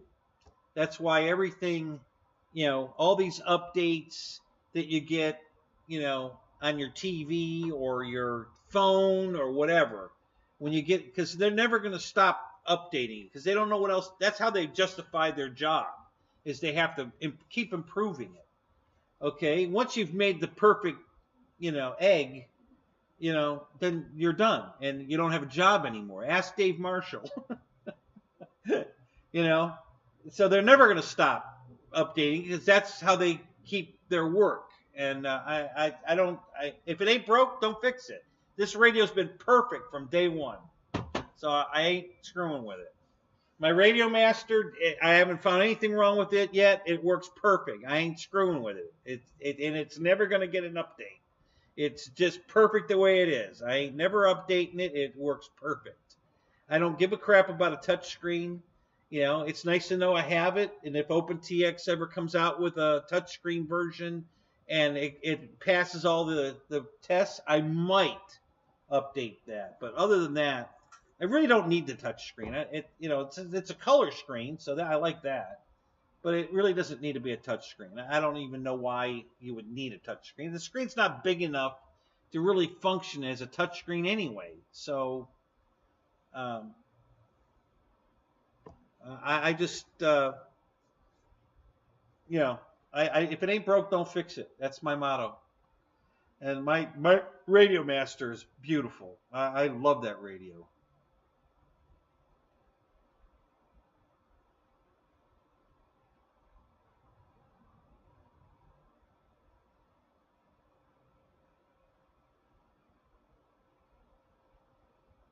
Yeah, Fred, those are Motion planes. Motion doesn't do releases on Thursday, do they? They do theirs on Friday, I think.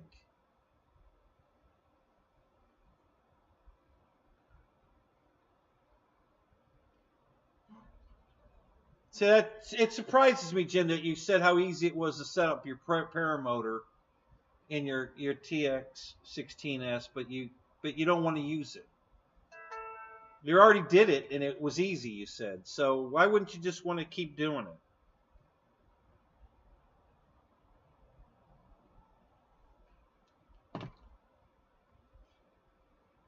The one thing I love about that radio, and this too, I mean, it's something that OpenTX does that I think is great, is you can duplicate a model. So once you've got one set up with all the bells and whistles, all the verbiage, the notifications, the flaps, the mixes, and you have all that, you can just copy that model again and just rename it. And it's that quick to make another, and you just copy it, rename it, and bind the receiver to it, and you're ready to go. I mean, it doesn't get any easier than that. So I love that. There's my wife there. Hello, dear. Happy birthday.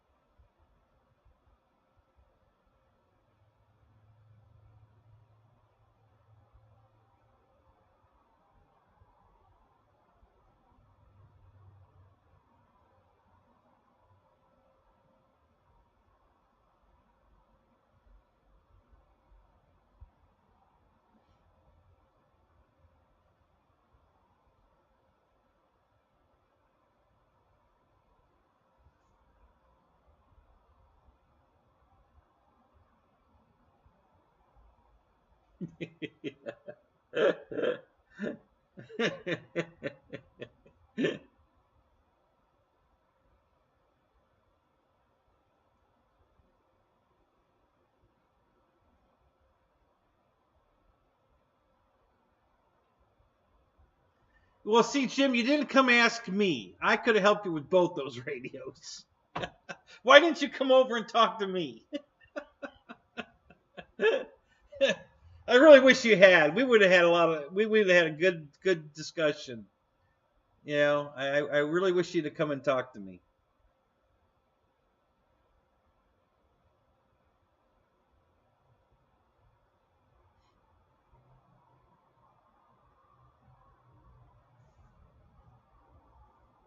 I haven't found, to be honest, I haven't found a problem one yet with the TX16. Everything works. I haven't. It doesn't do any missed calls or anything. Um, I can't fault that radio so far. It's been absolutely perfect. Um, I've been able to set everything up. All my, everything I have. Um, See, this radio is set up for this particular Tyrannus has the Spectrum module in the bay. All right, and it's a real Spectrum module. It's not an aftermarket. This is made by Spectrum. Okay, so this radio flies most of my, well, it used to fly most of my Spectrum stuff, but I've been moving all of it over to the Radio Master because it's all built in. So there's still planes on here. I mean, I flew this radio most of today. It's on right now because I'm killing the battery. I'm trying to break the memory in the battery that's in here before I go out and buy a new battery for it. But so I'm just letting it sit here on so that it'll kill that battery, and then I'm gonna cycle it a couple times and see if I can break the memory in it. But yeah, so this was my go-to Spectrum radio until I got the Radio Master. And now everything I have, all my new stuff, my Night Radiant, my Timber X, my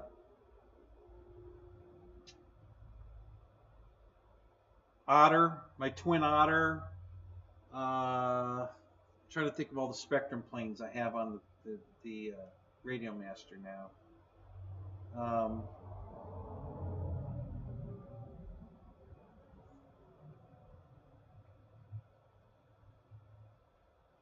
Yeah, I'd have to go get it. I can't remember. I got a lot of. There's a lot of Spectrum planes on that radio now. You know, a lot of my newer stuff, and I've converted some of the old planes. I'm going to put the Havoc on it as soon as I get my new Havoc, my piecemeal back together Havoc together. I'm going to put that on it. Well, actually, I'm going to put it on anyway, regardless. But I don't know if it'll have a Spectrum receiver in it or not. Probably not, actually. But yeah, I love that radio. I can't fault it.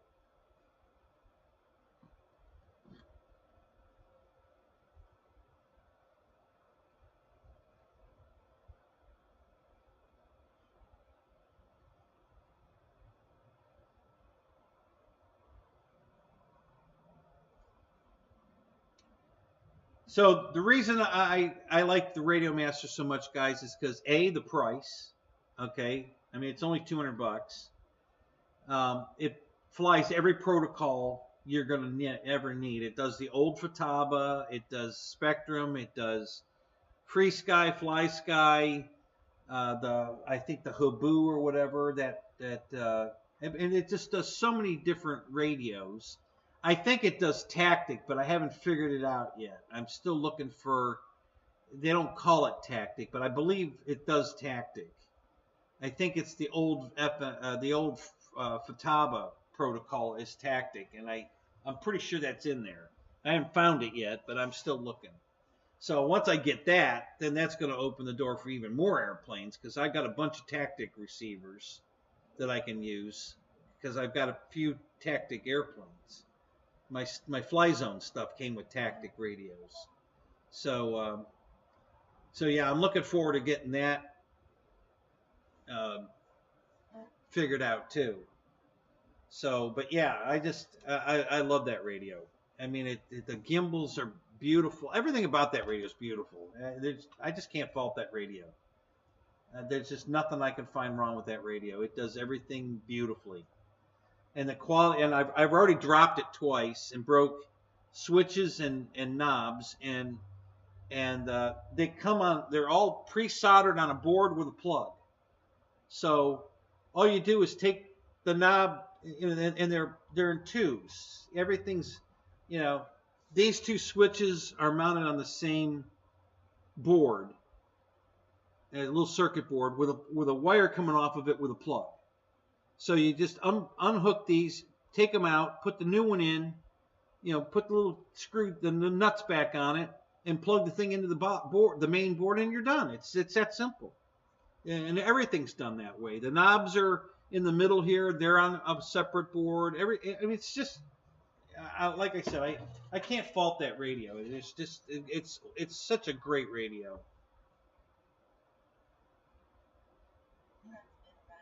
That's true, Ronnie. It's the dude. It's the loose nut behind the sticks. Yeah, that's really what makes the difference. It's the loose nut behind the sticks.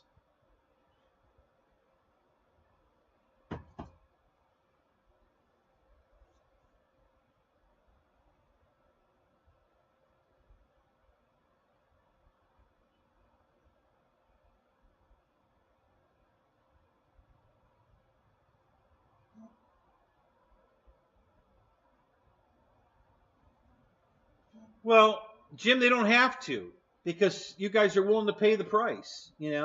All their planes are overpriced, their radios are overpriced, but you guys are willing to pay the price. So why would they change? Why would they start discounting anything?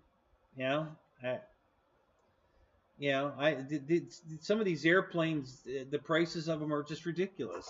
That's why I don't buy them. I'm having just as much fun with my $269 twin King Twin that I got from Hobby King than any of the planes you guys are flying. Trust me, I love that airplane. It flies fantastic, and it looks good. It flies good. It's got lights, flaps, retracts. It does it all, and it's a great. And it's only $269. So no, I'm not going to spend $400 for a D18. So, you want to know why? That's why, because I got other planes that fly really good for a lot less money.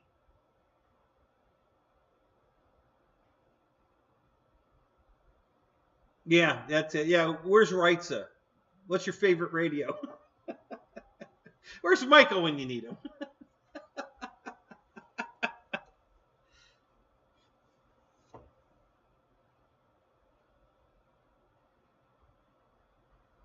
Well, see, that's the mentality I don't understand at all. You're willing to pay $500 for a transmitter, but you're going to use some aftermarket receiver. What's the point of having Spectrum? If you're not going to use real Spectrum stuff, I was even using real Spectrum stuff. What's the point of having it? I don't get it. I mean, if you're going to use aftermarket, you might as well buy the orange transmitter from Hobby King as well. If you're going to buy their lemon receivers, I mean, I don't get it. It doesn't make sense to me. See, all my receivers have been FreeSky receivers. And now I buy Radio Master receivers because they're made by Radio Master and they're FreeSky compatible. It's the same stuff. And, I don't buy... I only bought a few of those orange receivers. I've never bought a lemon receiver. I bought a few of the orange ones in the very beginning. And then after I had one of those fail, like Michael talks about, where they work 80% of the time or 90% of the time, I stopped buying them. I was like, no, I'm done with that. We're not doing that anymore. So I stopped buying. It cost me an airplane. I didn't like that. So I stopped doing it. So,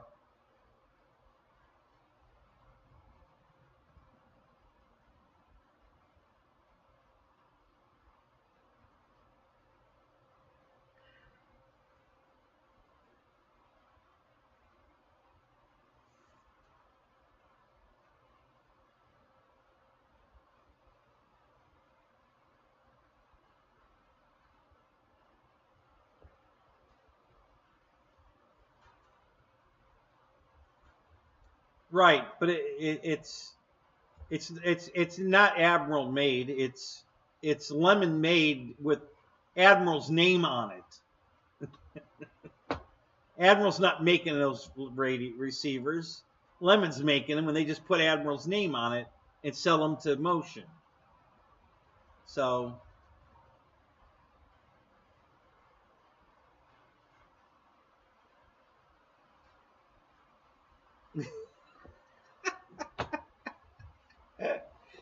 Not anymore, dear. I got rid of the planes. You're not sleeping with them anymore. She used to sleep with one of my planes. Now, I'll be honest. It was on the bed. Where I would sleep is where my plane was. So she slept with that for years. So, what can I say?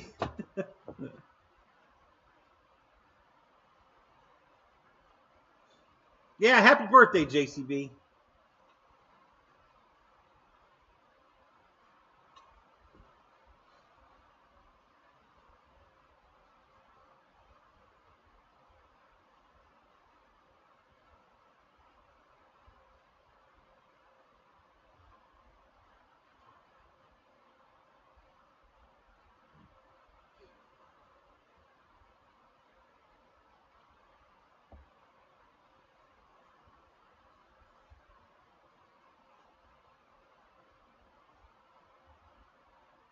See, that's the best thing about the Radio Master receivers, Jim, is they're cheaper than the Admirals, the Lemons.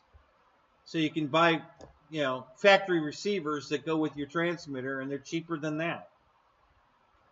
The Radio Master receivers are very inexpensive. So...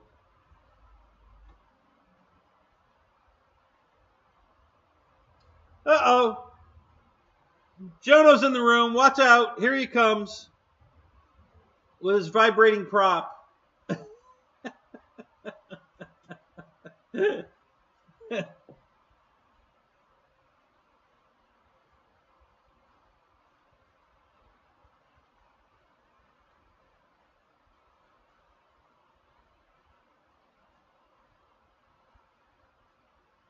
What are you binding it to? The radio master transmitter, or what are you binding it to?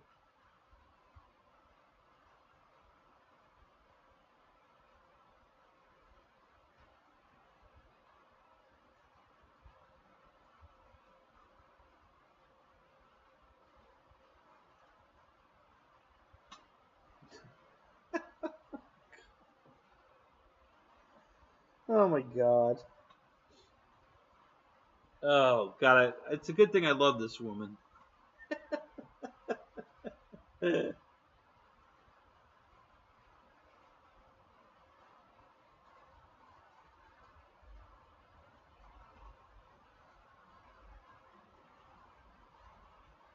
Well, most of the radios, even Spectrum, they want you to walk away from the plane when you're binding it because it won't work that close.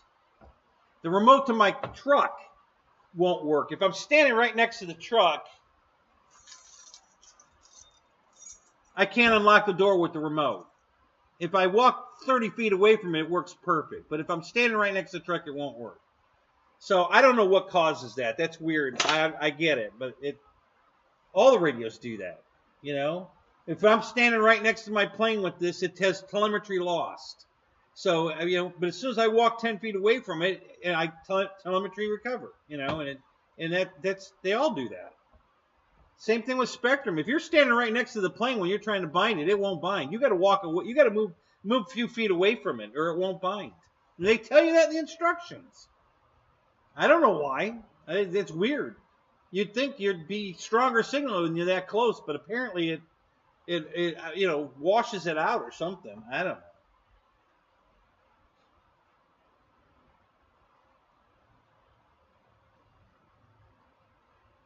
There's Reitza.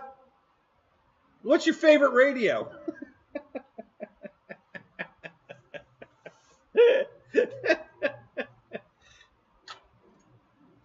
So have you been here lurking, or did you just pop in?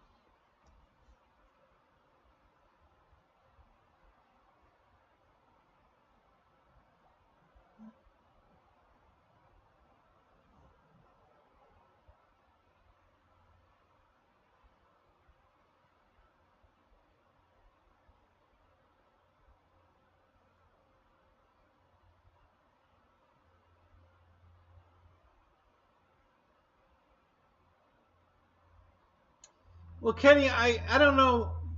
I mean, the Spectrum won't bind if you're that close to it, but I guess it doesn't freak out after. But yeah, it's just normal. Mine do the same thing. If I put this radio right next to the airplane, it loses the signal when you're right next to it. It says telemetry lost, and it doesn't work. But as soon as you walk away from it, it works perfect. And I've never had a radio problem with this radio. So, Yeah, why does it do that? I have no idea. Yeah, but it's definitely reliable. Yes, I agree. It is weird. I don't know why it does. Like I said, my truck does the same thing. If I'm standing right next to the truck, I can't open it with the remote. I got to just put the key in the door. But if I walk 20, 30 feet away, it works perfect. And I can go way farther than that too. I mean, it'll work halfway across the yard, no problem. But if I'm standing right next to it, it won't work. I don't know why.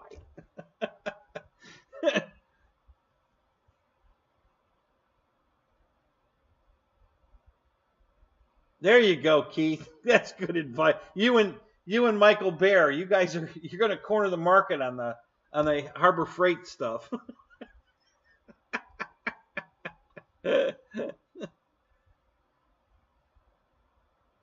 Yeah, what are we doing? Talking about the price of eggs? They keep going up. I don't know.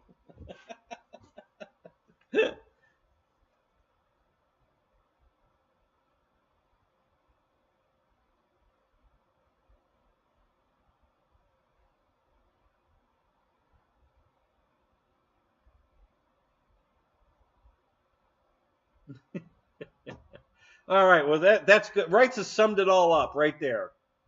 So there you go. He's a Spectrum guy, true and true. He probably has Spectrum underwear.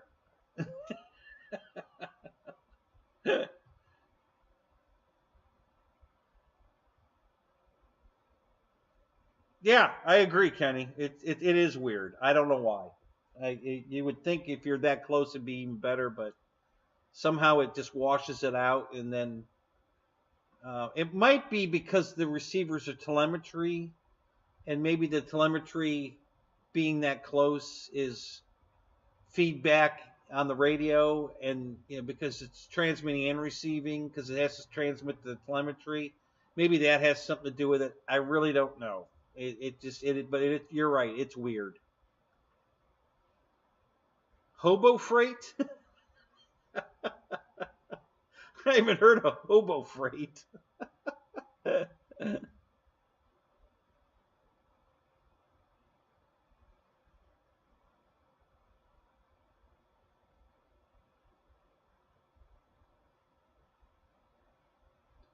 It's a remote started, not right up on its starter. What the hell does that mean, Fred?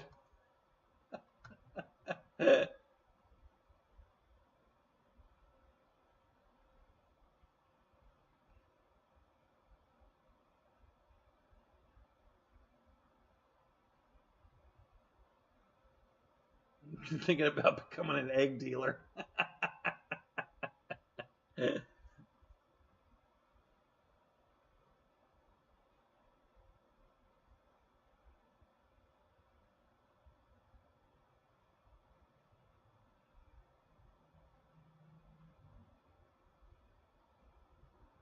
Safe underwear would be cool.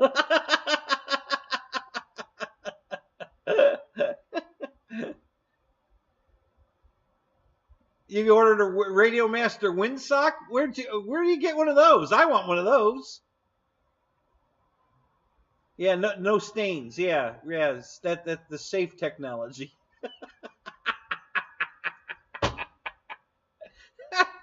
No skid marks. It's got an anti-skid device built into the underwear.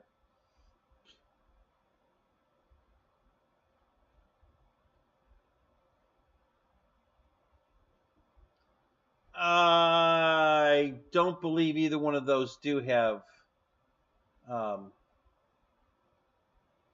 stabilization or recovery. I generally, if I want to put stabilization in a plane, I'll use an aftermarket gyro is what I usually use. I don't have. I do have. Well, the Free Sky receivers do have that. They have stabilization and recovery, and they're still pretty cheap. Those receivers are still like $30. So.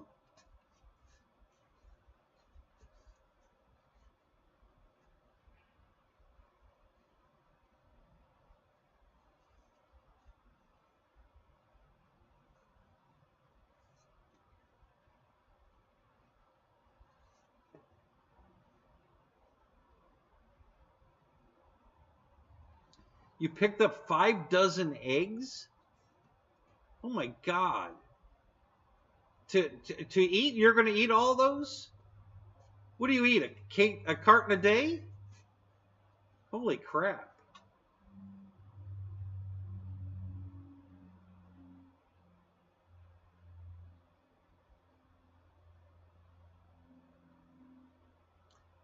You had a stripped out oil drain plug and Hobo Freight saved the day. Okay.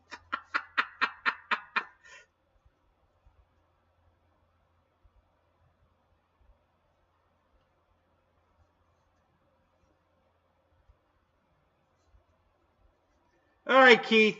Have a good night, buddy. Thanks for coming.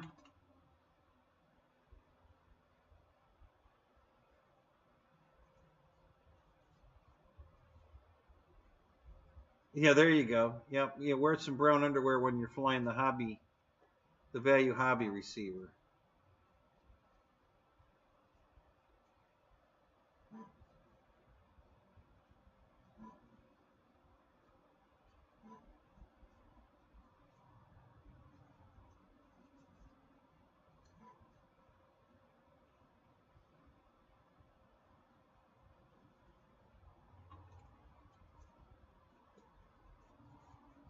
Oh, you got a house of 5. Wow. There you go.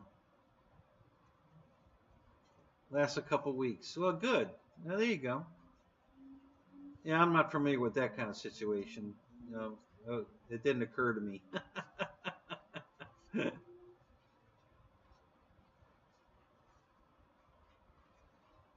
Do you really, Michael? Wow.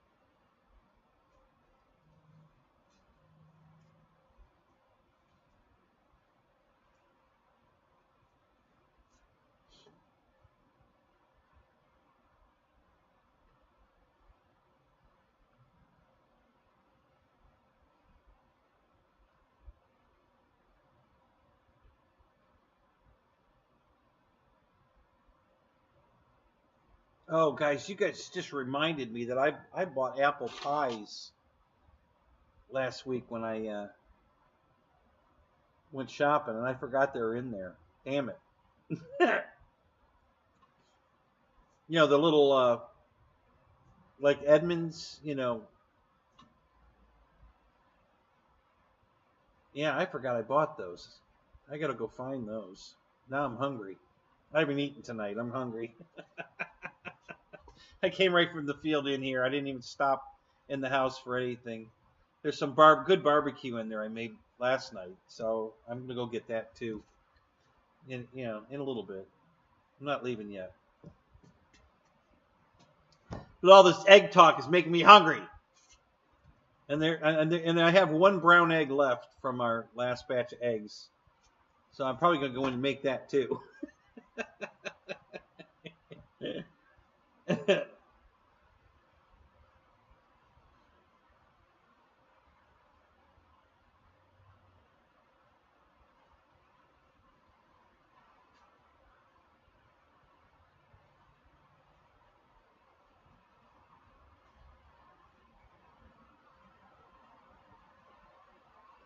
Oh wow, that's nice. That would be great, Kenny. That's sweet.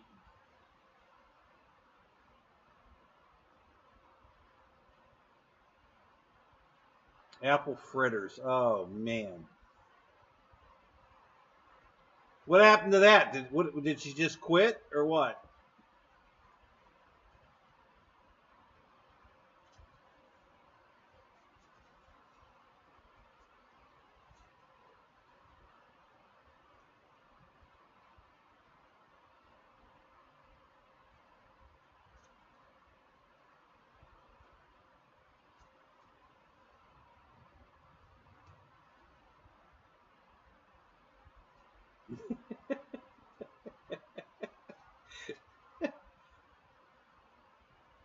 Oh, she passed away? Oh man.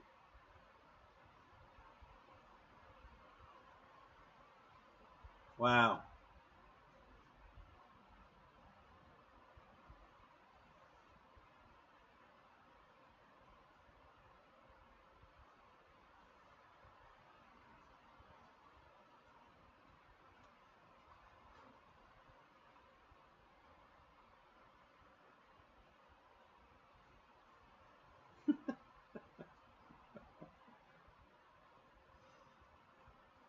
Does Spectrum make eggs? Michael, you wanted to start a new subject about eggs. So does Spectrum make eggs? What's your favorite egg?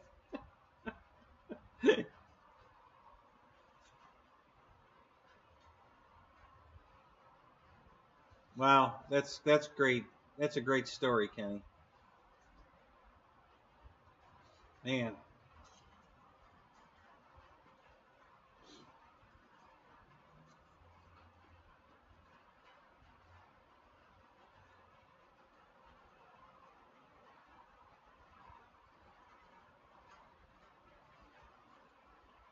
He has 3 eggs.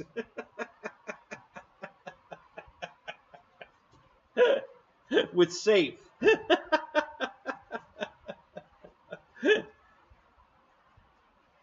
Yeah, you're right. I grew up where I grew up. The lady behind my house had a strawberry uh, field, and she used to let us come over and pick our own strawberries. You know, and there was an old lady down the road that made caramel apples. So yeah, I know exactly what you're saying. You know, those days are gone. Well, you know what? I'll bet if we go to small towns someplace, I'll bet that's still going on.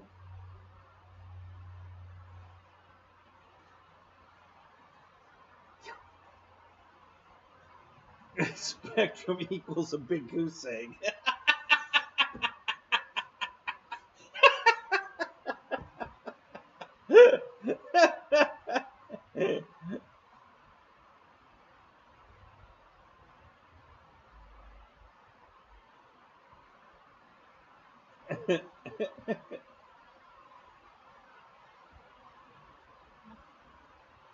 Yeah, I'm sure in some of the small towns, Kenny, it's still going on.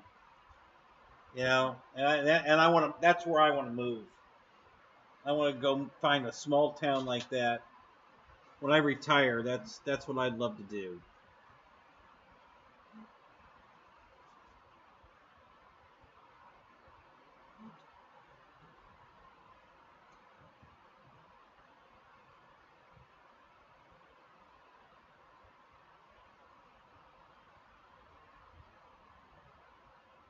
The stupid radio, that battery pack has been giving me low voltage, low battery, low transmitter battery notifications for hours. But it's not the voltage isn't going down and it's not dying.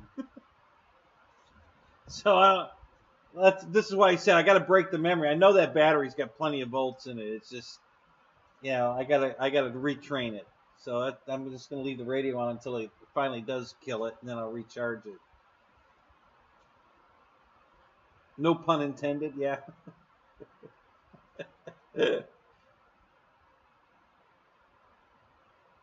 Yeah, I did turn the volume down. Yeah. I turned it down too far, so now it's vibrating. If you turn the volume off, then the radio vibrates. So I gotta crack it back up just a little bit so it doesn't do either. I can't hear it and it don't vibrate.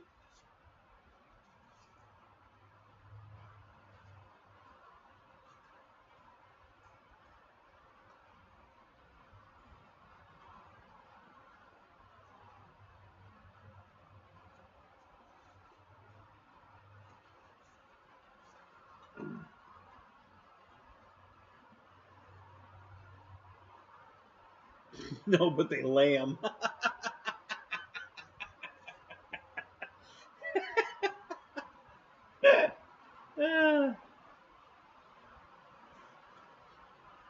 They sell crack something. Cracker Jacks. That's what they sell. Yep, there's a market. There's a market for everything. Can you hear the rain now?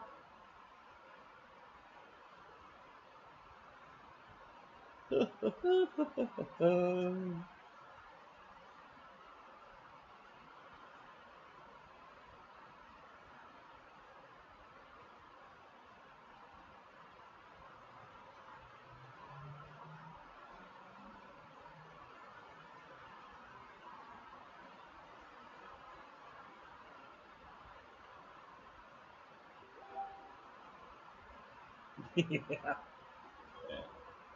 Yeah, who doesn't love Cracker Jack, right?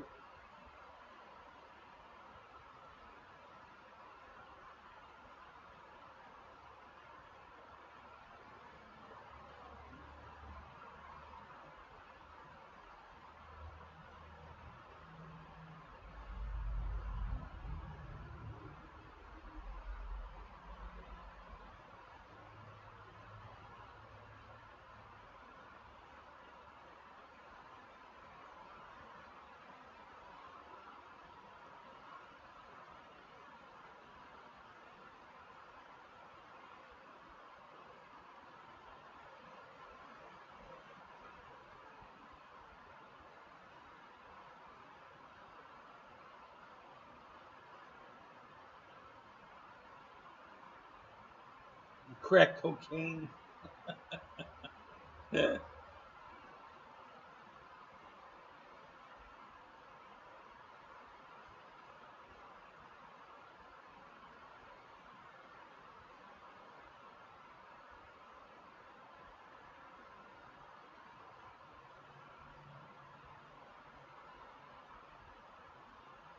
How old's your son, Kenny?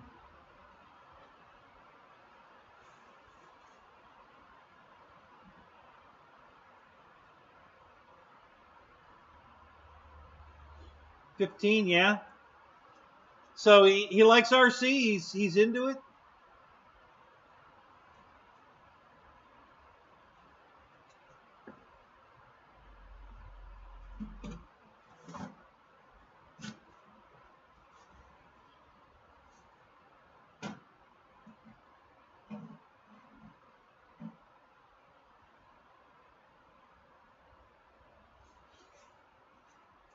Well, that's good.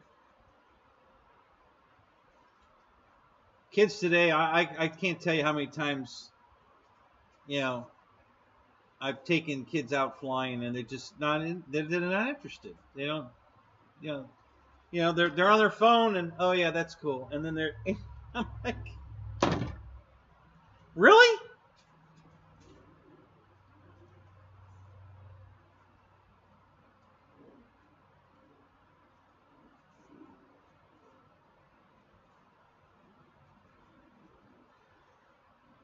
Oh God.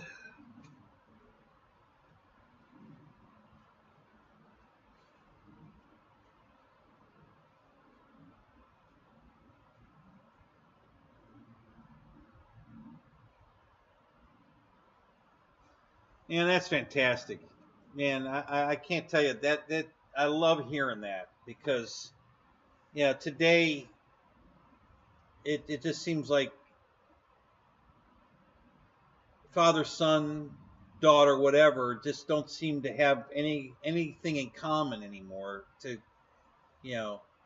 where you guys can go out and enjoy it together. So that's awesome. I love hearing that story. That's fantastic.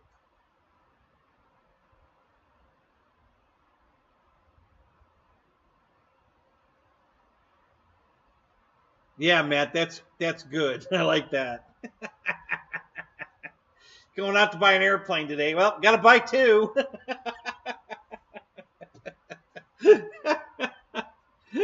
That's perfect. I love that.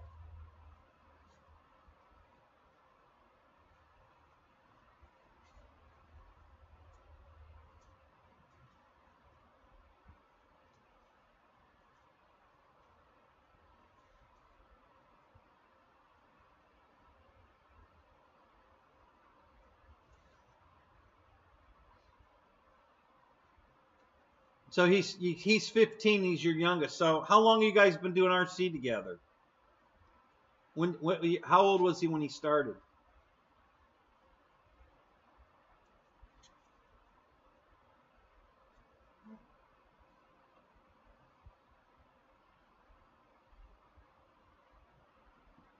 12. Nice. Yeah. I started when I was 13. Yeah. That's awesome.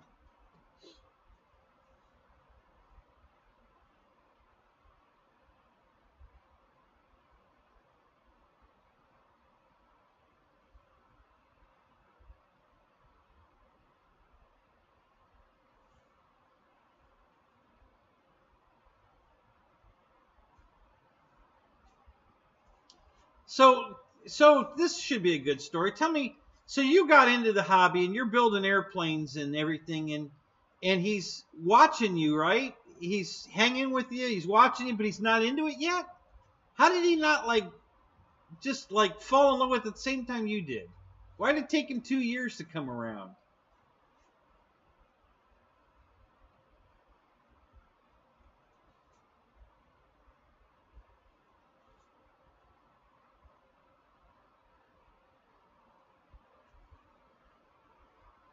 No kidding, Roy. Really? Wow. You're into cars, you're into planes, and they weren't interested? Really?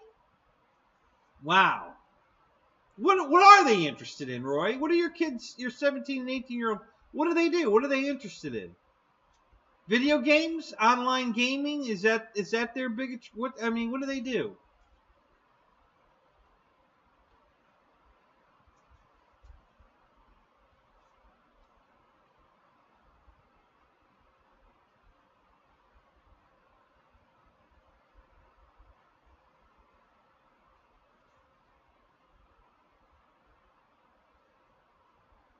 Video games rule their life. Yeah. See, I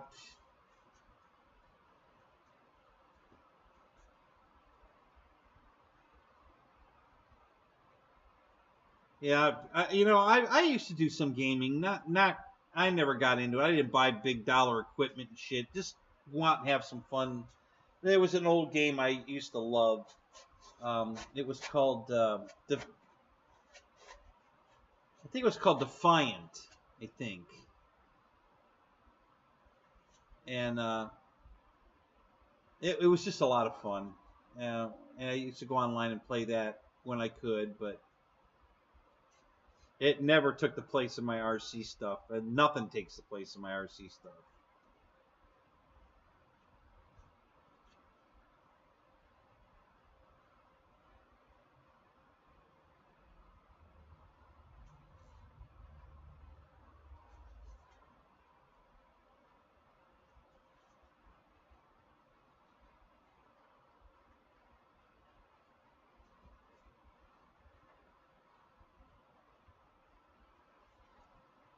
Well, yeah, there's work always gets in the way. That's just part of life, man. Work is always in the way.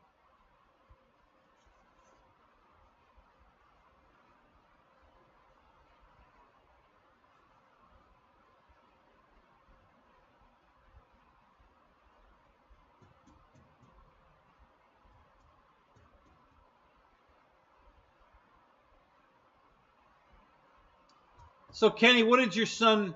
What finally broke the ice for him? What did he finally see? Was it a certain airplane you brought home or something that really sparked his interest to get involved after the first 2 years of you doing it and he wasn't?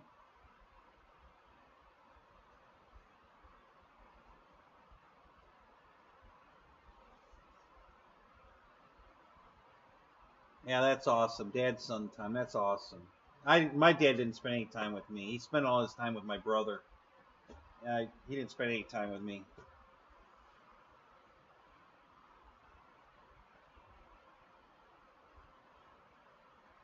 Oh, he didn't realize you were. You mean he never come out to see what you were doing? You were out there for 2 years, and he didn't come out to see what you were doing. Really?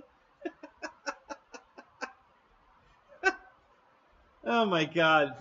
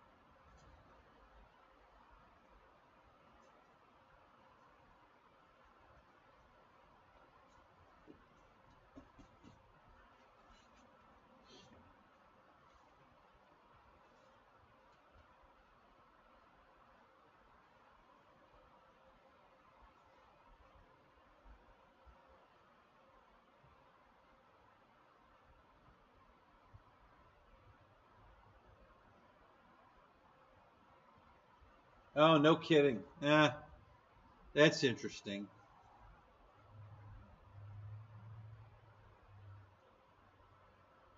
So, what was his reaction the first time he saw you fly one? What was the? I mean, was it like, man, this is so cool, or I mean, was it an instant kind of, holy crap, this is, because that's what it was for me. The first time I saw it, I just went absolutely berserk. And I was hooked instantly. The second I saw these radio control airplanes flying, that was it for me. There was no getting warmed up or anything, man. It was all on right then.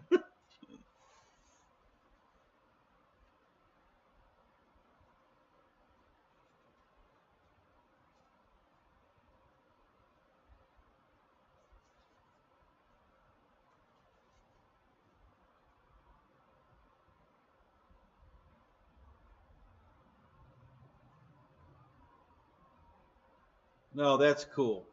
That's really cool, Kenny. Yeah.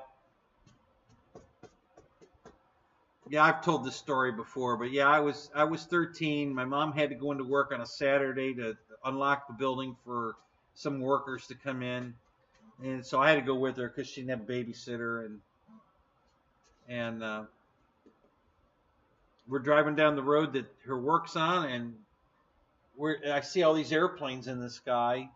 I knew instantly what they were, and I just went crazy. I said, "Mom, can we stop? Can we stop?" And so we did, and I walked in, and everybody was so friendly, and I looked at the planes, and that was it. Man, I had to have one, like, now. And that's where it all started for me. I mean, and it's been that way for 50 years now. And yeah, I just couldn't, that was it. I was hooked, instantly hooked.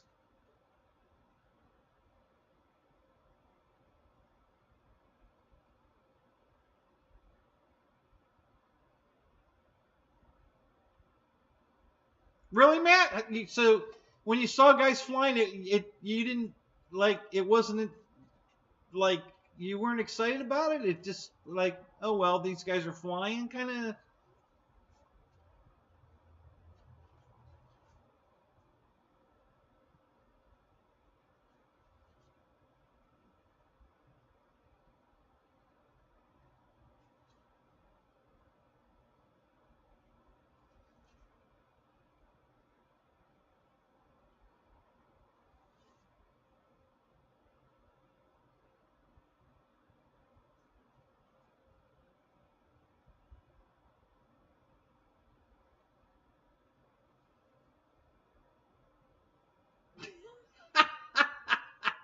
Hey, so he's gonna go to Walmart and buy a car, huh, Michael? Oh my God. Well, cars are easy. I mean, anybody can go pick up a car and go out and have fun with it instantly, and there's no real trick to that. So, yeah, it's a very different world, the surface stuff.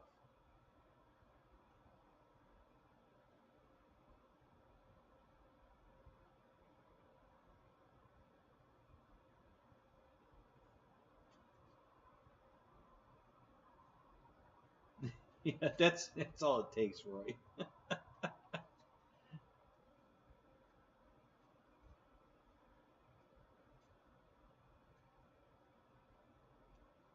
Yeah, that's cool, Kenny. Yeah, I'm so glad to hear that.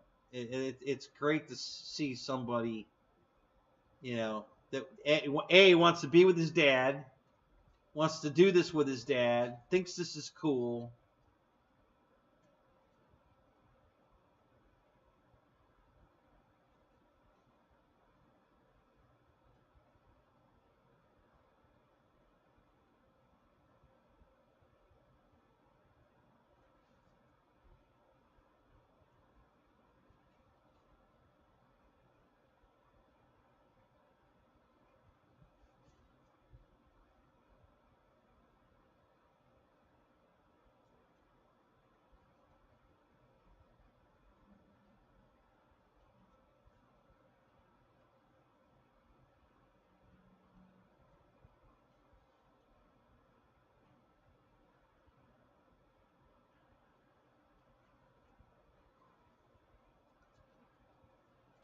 What about when your dad was boat racing?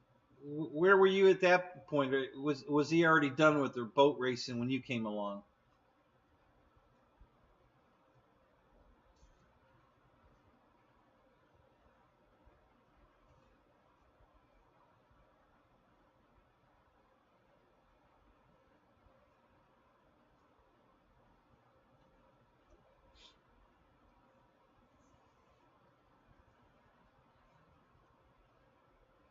You started boats at 6. Okay. So how did your dad make the jump to planes? What sparked that interest?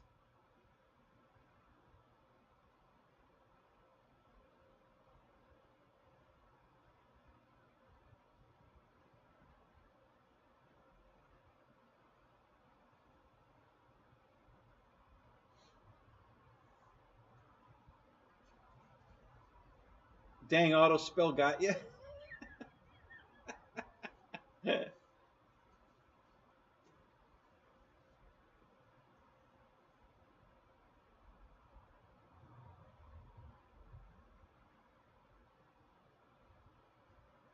See, that's funny. I never did the control line stuff until after I was flying RC. And then all the old control line guys were, oh man, you got to try control line, man. It's awesome. I'd say, how can it be awesome? You're going to run in circles. I can do loops and rolls and flips and everything.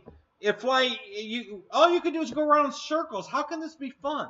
Oh, you got to try it. You got to try it. I tried it once. Didn't crash. Bored to tears. That was it. I put it away. I bought the Miss America, Cox Miss America. Brought it home. Hooked it up in the backyard with my, flew it around, until it ran out of gas, and that was the end of it. And I put it away.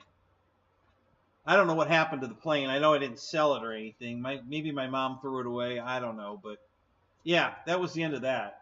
I had no interest in that at all. Still don't. There's nothing about control line airplane flying that even appeals to me.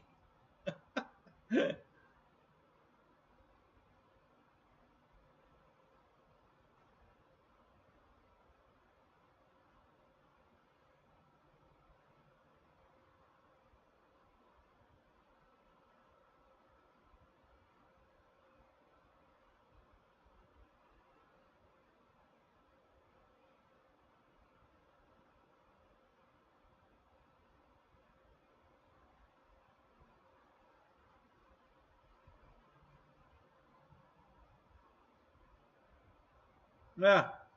Okay. That's interesting, Matt. So your dad wasn't really in. See, I've been an airplane nut from birth. cars and airplanes. I just love cars and airplanes from birth. I mean, they've always been, been buying model airplanes and cars and building. I've got totes full of RC planes and not RC planes and cars, just plastic model airplanes and cars that I built and painted and all that. And it just graduated from there. When I finally saw one flying, it was like, holy shit.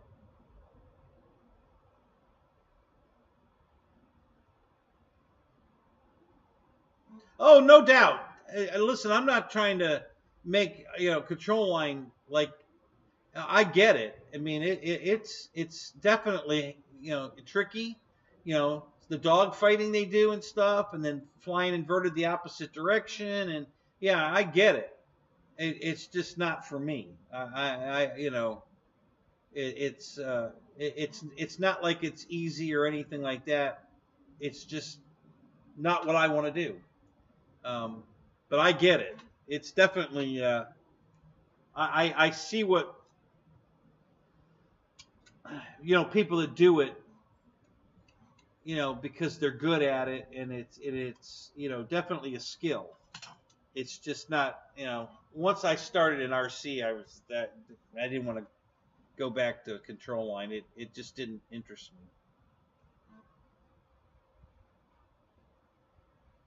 Oh yeah, I still have some of that stuff, Kenny. I have a loader that's on a cord, a dump truck that's on a cord, and then I have a loader that's on RC, the same exact loader I bought a couple years later in RC. They didn't make the truck in RC for some reason. So I have the loader and a dump truck in RC, and then I have the loader on cords, and then I have a loader in RC, and then I recently bought an RC excavator. That's still in the house, actually. I was watching TV the other night, and I was running it around the living room, and was trying to pick it up onto the footstool. Use the arm to pick it up and get on top of the footstool. I wasn't having much success at that. It was too high, but I was having fun playing with it.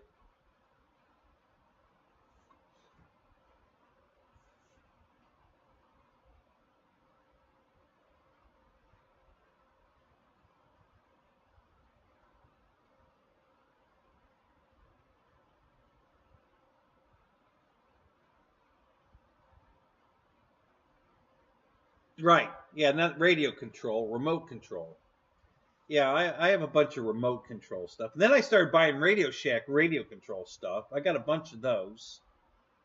A couple of Jeeps, a Porsche 944 that I got from Radio Shack. I've got a giant 69 Camaro convertible. I think that came from Radio Shack.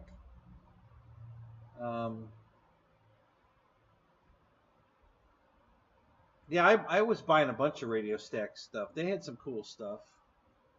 The Jeeps were a lot of fun. They're right in the house. I know right where they are.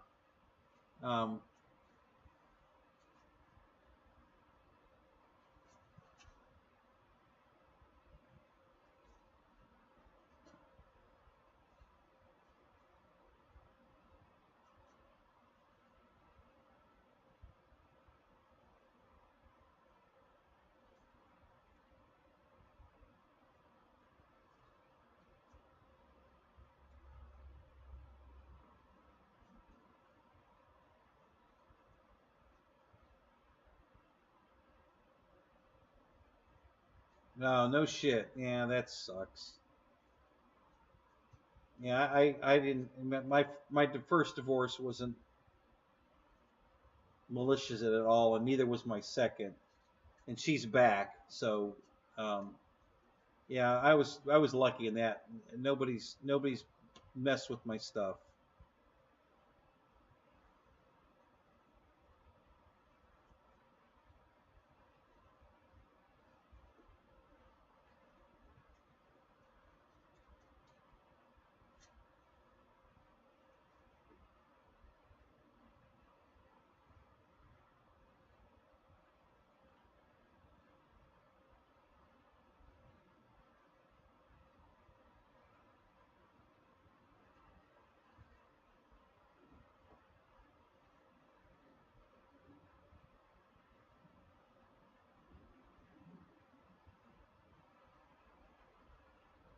Oh, no kidding. So your grandpa was flying control line. That's interesting.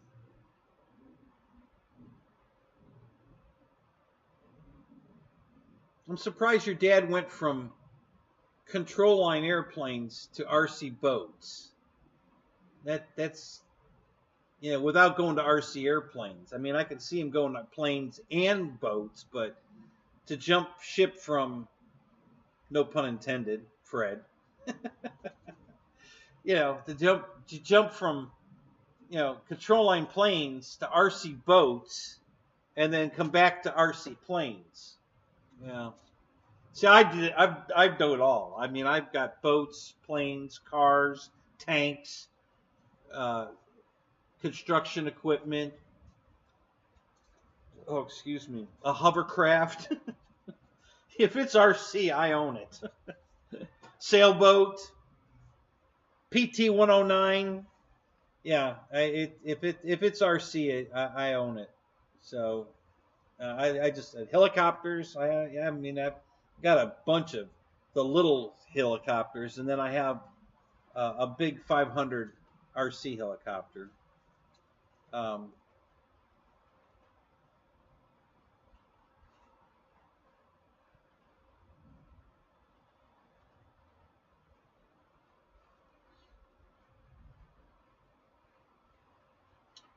have you ever done any research on the first two planes? What planes are we talking about, Kenny? The first two what planes?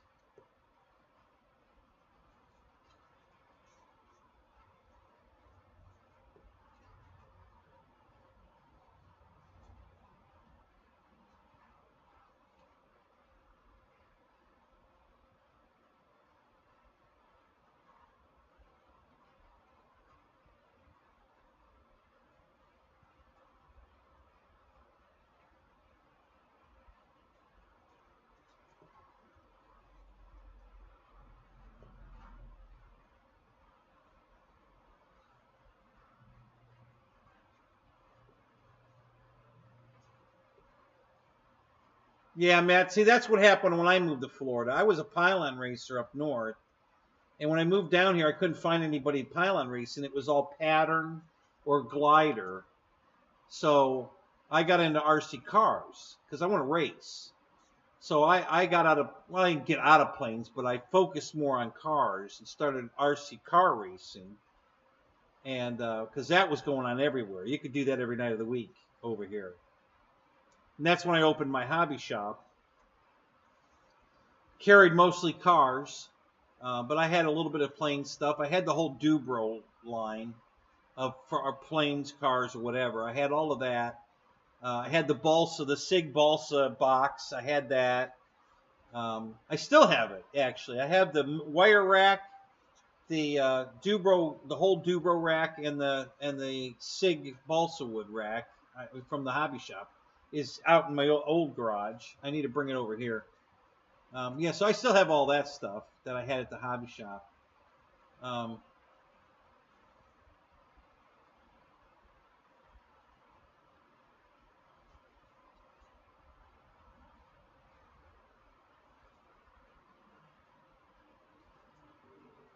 Oh, see, now that's interesting, Ken. Yeah. So you watched a full-scale plane belly land in the field next door, and that hooked you on aviation. Yeah, that's a good story. I like that.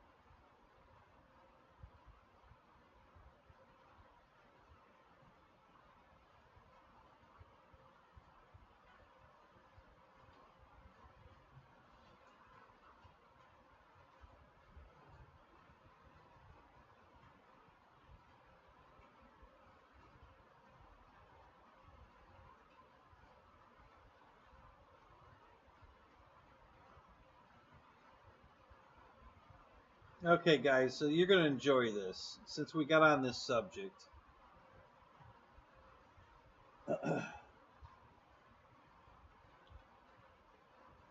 Watch this link when you get a chance. This is where the whole hobby started, and I actually knew Walt good. We used to fly together. Him and his brother pretty much pioneered the RC flying that we do today, and I actually know this guy. Well, he's dead now, but we used to fly together, and so watch this video. It shows you where this hobby started, and like Kenny was saying, these giant, boxes and stuff for radios, and it's a very interesting video. You guys would enjoy it. If you want to see where this all began, this is where it all began.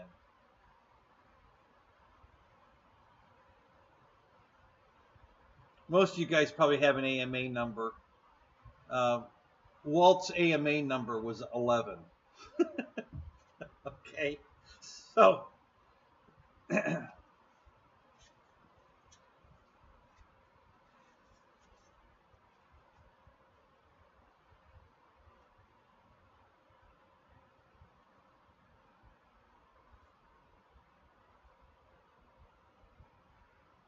model box. Are you close to Birmingham? Are you in the Birmingham area, Kenny? Is that where you live? I mean, I know you were at the event, but do you actually live there?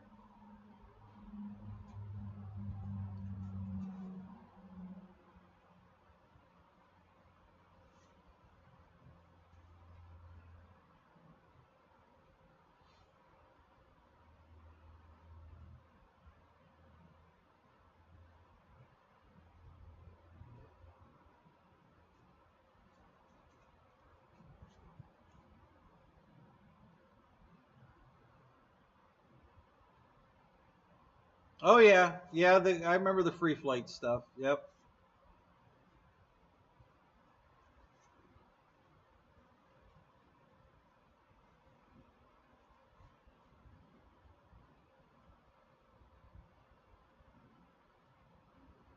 Yep.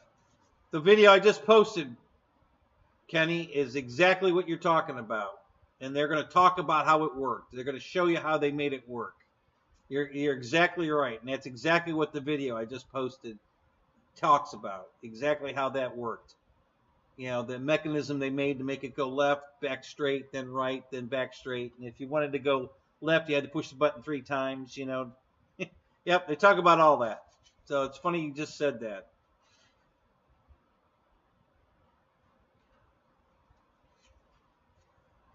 Oh, you're in Mississippi. Are there more than one model box? Because I know that they sponsored the event at Bigfoot, and I don't know if it's a chain or not, or is it the same store?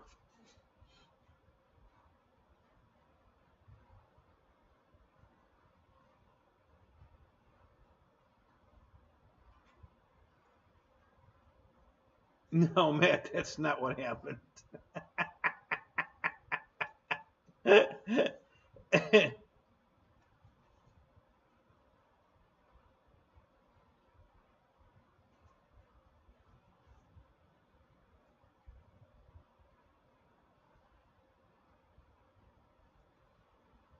Yeah, Roy, I think I have one of those still around here, actually. I bought it recently. I saw that, and it brought back memories, and I got to buy one of these. So I did. I bought one. I don't know where it's at the moment, but yeah, I have one. They're still making them the same way. They haven't changed. There's still a slit in the wood, and you slide the wing in it, and the rubber, the plastic top with the propeller on it, and the rubber band hooks on the metal staple in the back. They haven't changed. They're making them exactly the same as they did back then. It was, yeah, that's why I bought it. It was like $3, and I said, oh, I got to have one of these. Yeah. Same store. Okay, so that's cool.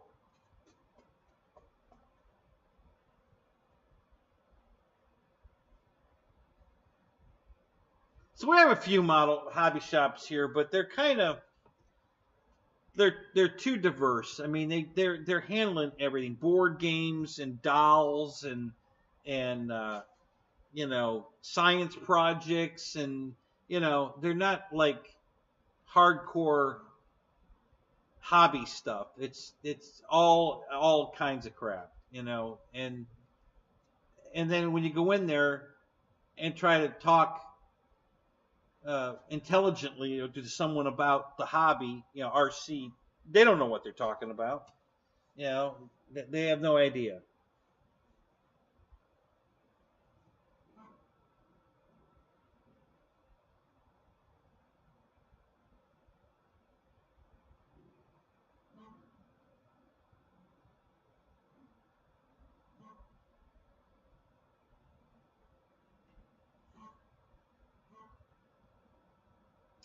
Fred, were they the rubber band powered ones or just the glider ones that you bought them?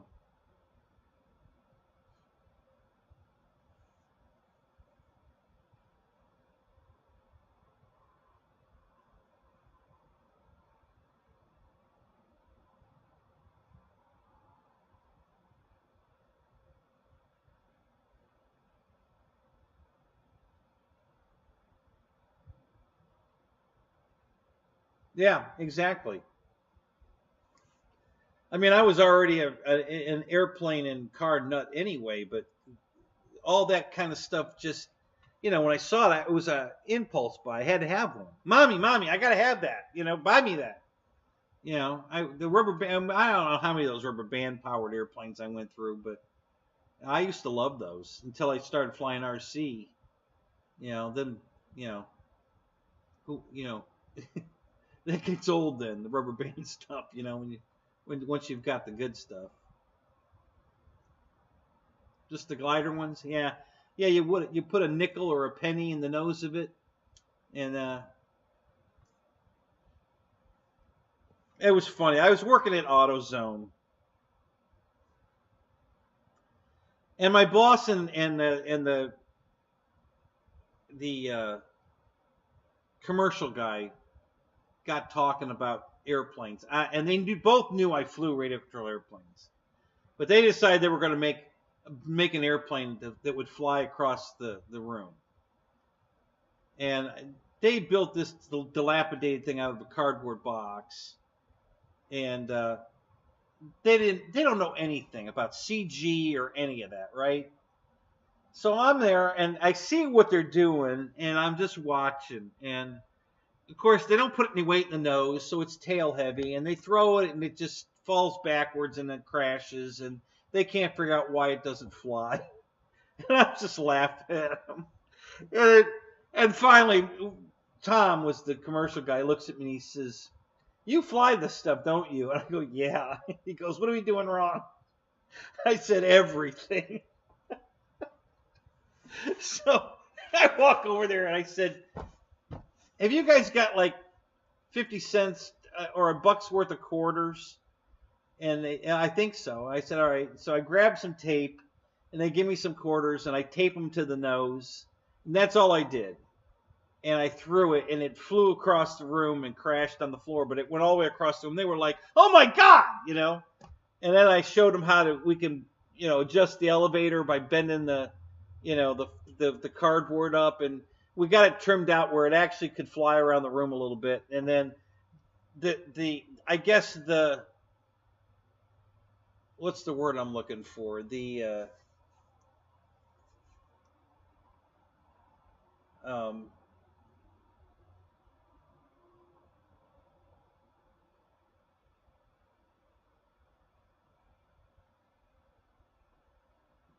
I can't think of the word I'm thinking of, but you know, the scope of it, you know, the figuring it out part was over because now it flew and that was it. And then they took their quarters off of it and threw it in the trash can. That was they just wanted to see it fly.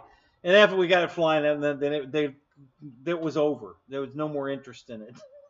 It was like, but I was just watching these guys, and it was just so funny to watch them try to put an airplane together. And neither one of them had the first clue of how an airplane works, how it flies, what creates the lift. Nothing. They had no idea. So it was pretty funny.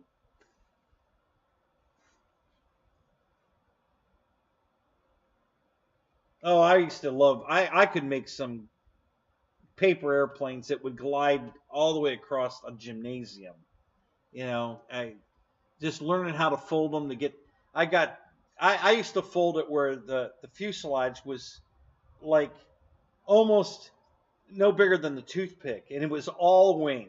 Okay, so there was the tiniest little bit of fuselage that you could grab a hold of. It was all a delta wing, and that son of a bitch would glide all the way across the gymnasium. It was amazing.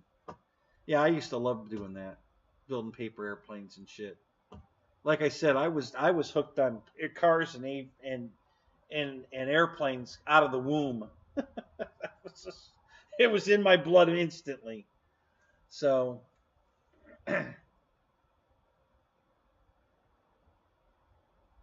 yeah, Roy, I got one right here. Yeah, I got Ken Bird's radio, and I got your Walmart glider right here. Because I'm making it RC. I cut a hatch, and I hollowed this all out so I have a place to put the radio. And it's on the back burner right now. I got bigger fish to fry, but it's coming. The hatch is right here. It fell on the floor. Hang on a minute. Yeah, it was. I think it was $9 at Walmart. I bought it probably 3 years ago. I got hot on it for a while there, and then, life gets in the way. And mostly what got in the way was when Deb left and then came back, and we had to move stuff around in the house, and then she left again and then came back. And so it's just, right now we're struggling with trying to figure out where we're going to put everything. But yeah, so here's the hatch. And so, I'm just going to put a couple magnets on it and snap that back on. And I haven't decided if I'm going to put the propeller on the nose or if I'm going to build a pod to go over the where the wing is. I haven't decided what I'm going to do with that yet. But yeah, I was already on board with that. I saw that and said, hey, I think I can make I can make an RC glider out of that. So, yep. I'm just, I'm just into this. I love this hobby.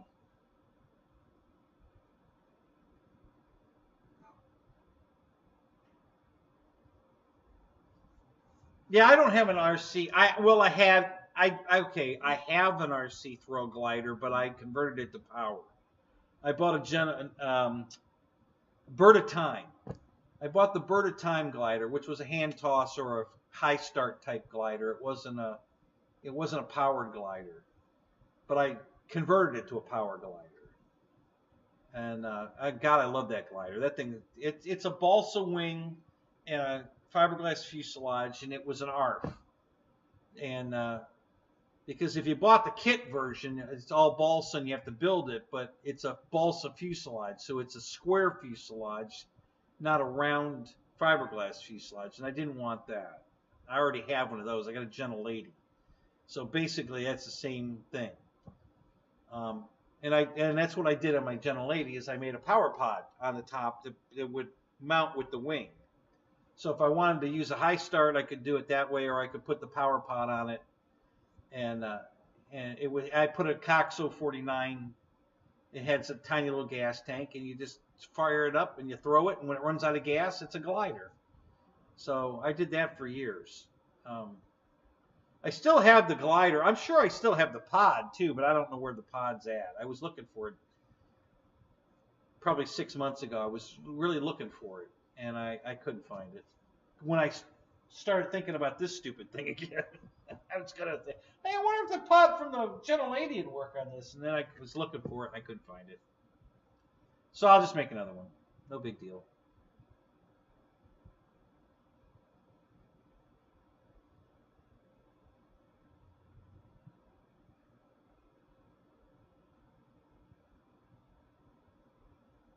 Yeah, that's funny. You know, my QQ is like that. It flies inverted better than right side up. Also, that the Flex Innovations QQ it definitely flies better inverted than it does right side up. I don't know why. It's just funny.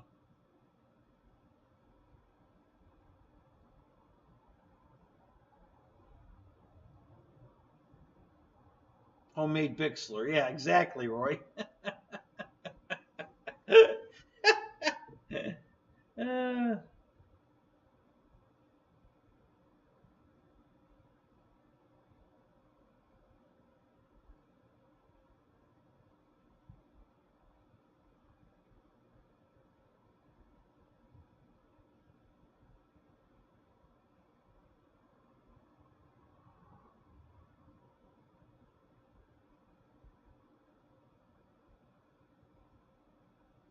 yeah, Flight Test has done just about everything. Yeah, those guys are great. I love their show.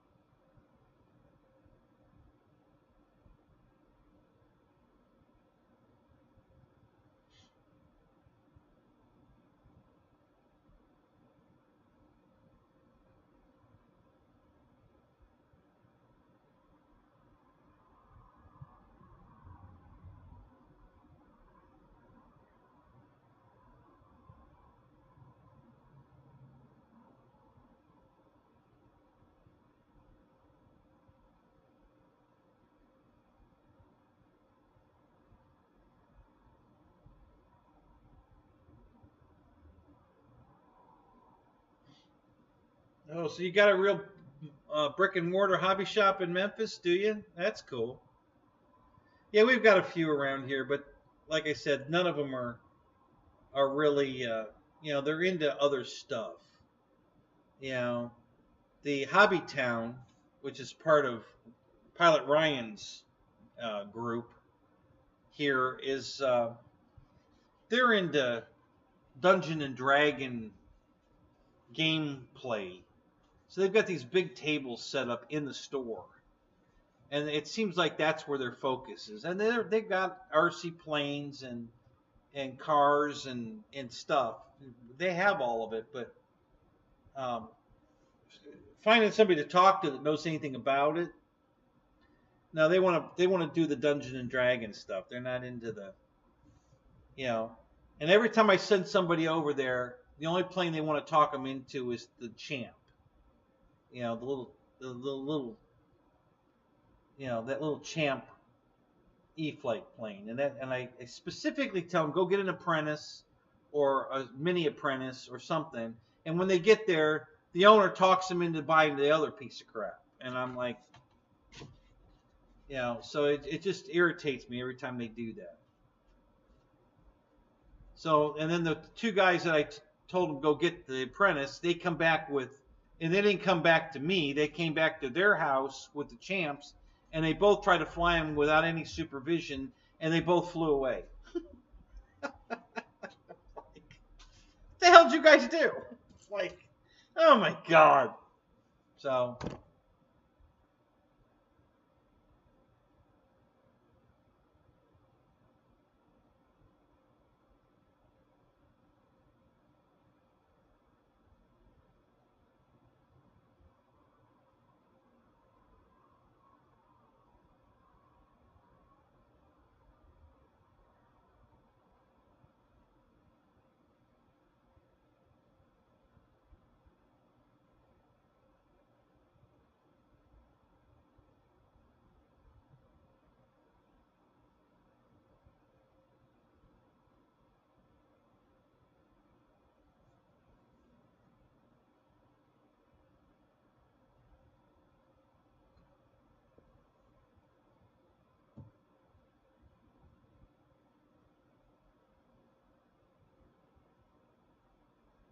yeah, pretty much if there's a puddle of water anywhere on the flying field, your airplane will find it.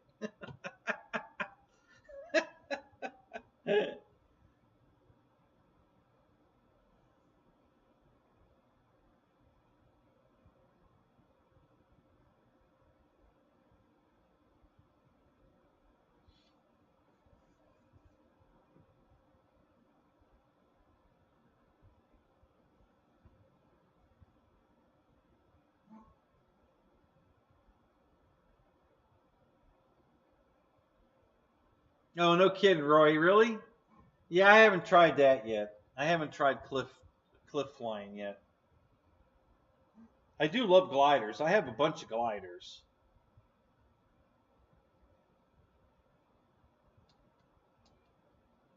But I haven't done any cliff soaring.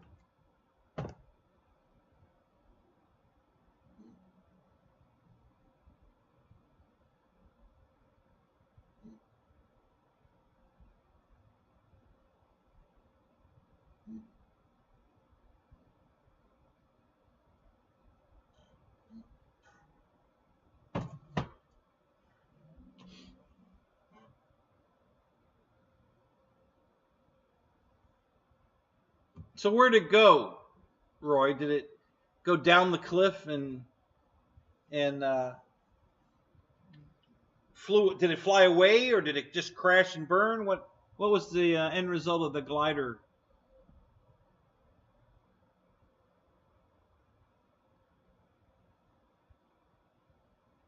Oh, no kidding. Yes, downdraft. Yeah, see, that's what I'd be worried about too. Yeah, I've watched it, on YouTube. It's fascinating to watch. Um, but I there's no cliffs around here, so it'd be hard to find a place to cliff, soar. Um, but I like my powered gliders. They're fun. I've had one up over an hour. I had my Night Radiant up over an hour. Tim, flying flying time, and it comes in here. Tim, he was here, and we're out the field, and he challenged me. I said, "You're on." He said a buddy of his had his Radiant up for almost an hour. He said. I said, "Okay, that sounds like a challenge to me." So I put mine up, and I made it past an hour, and I was at 1,800 feet. I was like, "Okay, I think I got him." He's laughing. He's like, "Oh my god." And then I couldn't get the damn thing to come back down. It was, I'm forcing it down because I was in a thermal that was unbelievable, and it just didn't want to come down. It wouldn't go any higher either, though. For a while there, I was soaring around trying to get it to go higher. 1,894 feet, I think it was. And I couldn't get it to go any higher. But I couldn't get it to come down either. Every time I tried to get it down, it just kept going right back up. And so I finally just had to put it in a shallow spiral, and until it came all the way back down to landing zone area, and then I was able to land it. But yeah, I was up for well over an hour.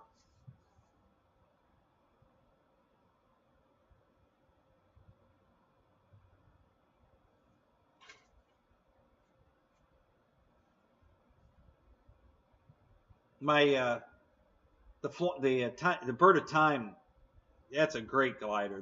That's easy to keep up a long time. I've had that up for over an hour too. That's a good flying glider. It's beautiful too.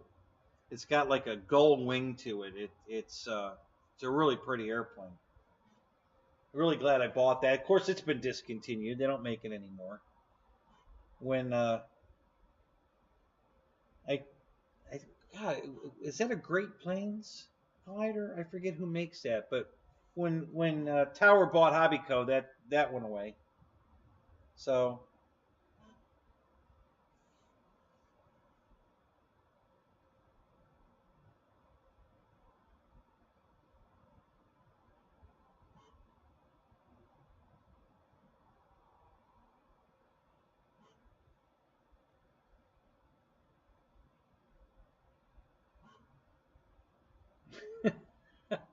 really, Roy? Oh, Jesus, it wasn't even yours. Oh my God.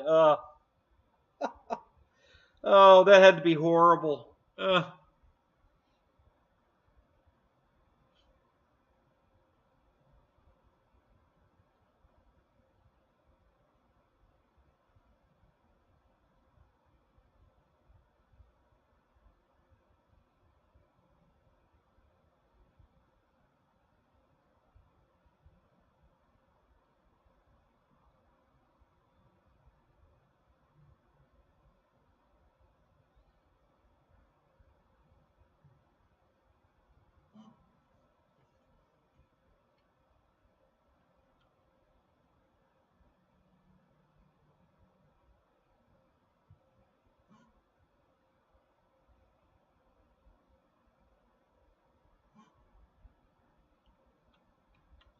All right, guys. I think I'm going to wind this down. I'm hungry. I want to go get something to eat. Thanks for coming, guys. Hey, it's been another great night. Love having you guys. So happy you guys come out. Thanks for wishing my my girl happy birthday too. Appreciate that. I know she enjoyed that. So all right. So I guess we'll see you guys. We'll be flying in Freddie. Freddie, you still in here? We're gonna be flying in your room tomorrow, right? So I'll see you guys over at Fred's tomorrow, and then we'll be back here Thursday. Maybe I'll have something new to show you. I don't know. We'll see. I keep waiting for my notification on my new Carbon Z, but not that I could bring it in this damn tent anyway. It's way too big to bring in here. I'll have to do a remote out in the main garage. So all right. So Fred's here and he says yep. So we'll see you guys tomorrow night in Fred's show. We'll be doing some flying.